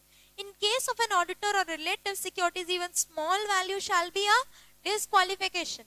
10 रुपए की सिक्योरिटी लेने के बाद क्या बन गए आप, डिस्क्वालीफाई। वैसे 10 के मिलते भी नहीं है। आगे देखो, अब डिफिनेशन ऑफ रिलेटिव, सबसे पहले इसके अंदर कौन आता है बताओ, अभी तो तुमने नहीं, मेंबर ऑफ HUF। सबसे पहले रिलेटिव में कौन आता है, मेंबर ऑफ HUF। ठीक है, HUF तुम लोग फाउंडेशन में पढ़ के आए हो ना। अच्छा, इसके बाद कौन आता है, स्पाउस। ठीक है, शादी हुई हुई होनी चाहिए, गर्लफ्रेंड बॉयफ्रेंड नहीं चलेंगे। ठीक है, अच्छा डन, शादी होनी चाहिए। अच्छा, मतलब मुझे ऐसा लगता है वैसे शादी का किसने कॉन्सेप्ट बनाया होगा, जिसे लगता होगा अच्छा ठीक है तो मुझसे प्यार करती है तो फिर कमिट कर इस चीज को, उसी ने बनाया होगा ना, लीगल एग्रीमेंट होता है शादी का। ठीक है, तो मतलब वो कितना सन की इंसान होगा, उसने लगा ऐसे कैसे तेरे को जाने दूं। ठीक है, अच्छा क्या मैं गलत बोल रही हूँ, नहीं ना, तुम्हें नहीं लगता, अच्छा ठीक है चलो। अभी रिलेटिव की डेफिनेशन अभी याद कैसे करते हैं? रिलेटिव का तुमने एक ट्री टाइप किया था कुछ, ये रहा एक्स, ठीक है। अभी इसके माता पिता,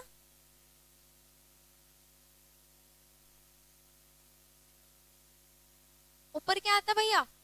फादर। नीचे कौन होता है? बच्चे।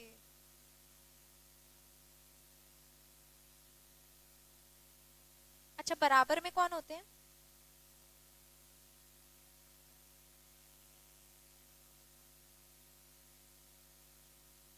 ठीक है, डन। अब मुझे बताओ फटाफट से, तुम्हारे पास 2 मिनट का टाइम है, इसके अंदर और क्या क्या एडिशन होती है, जल्दी जल्दी बताओ। ओके चलो आगे बताओ, मुझे एक एडिशनल बात चाहिए, जल्दी से बताओ। हाँ, नाना नानी, दादा दादी। अच्छा सुनो, इंपॉर्टेंट बात क्या है, दादा दादी के साथ रहते हो, नाना नानी के साथ रहते हो, वो लोग इंक्लूड नहीं होते, ठीक है। कंपनीज एक्ट के अकॉर्डिंग ऑलरेडी कुछ रिलेटिव्स डिसाइडेड है, आपको वही के वही देखने हैं, ठीक है। सोचो, चाचा चाची, नाना नानी, मामा मामी, सन, ब्रदर की वाइफ। ओके ओके, ठीक है ठीक है, आगे जल्दी सोचो, जल्दी बताओ मुझे।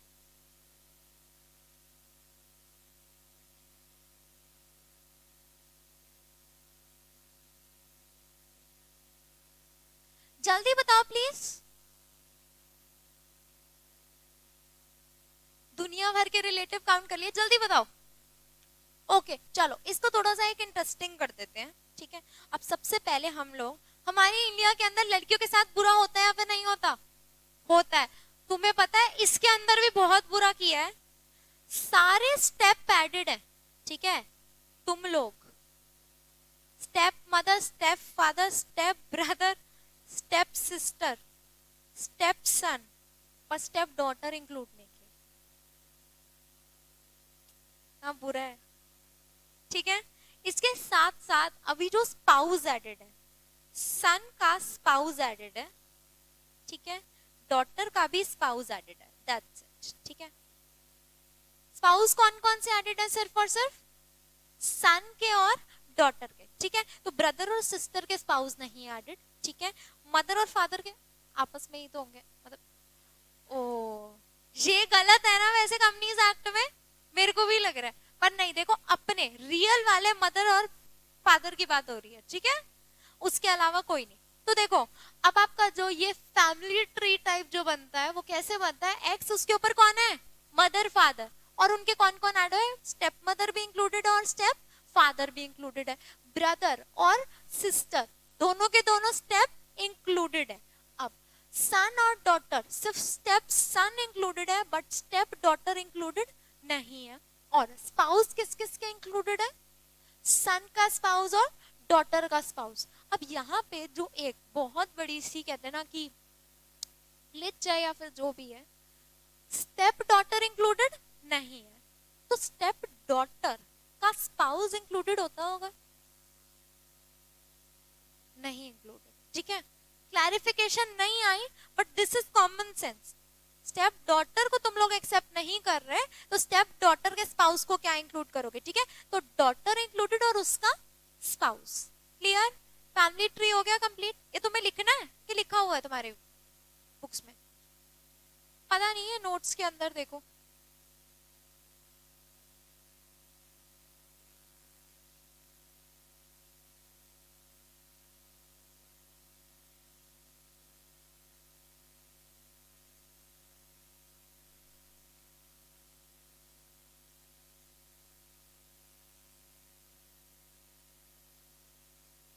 चलो जल्दी से फिर लिखो इसे, जल्दी। यार तुम्हें वैसे लग रहा है कि 2 घंटे हो गए। हाँ ठीक है, चलो ब्रेक ब्रेक ब्रेक।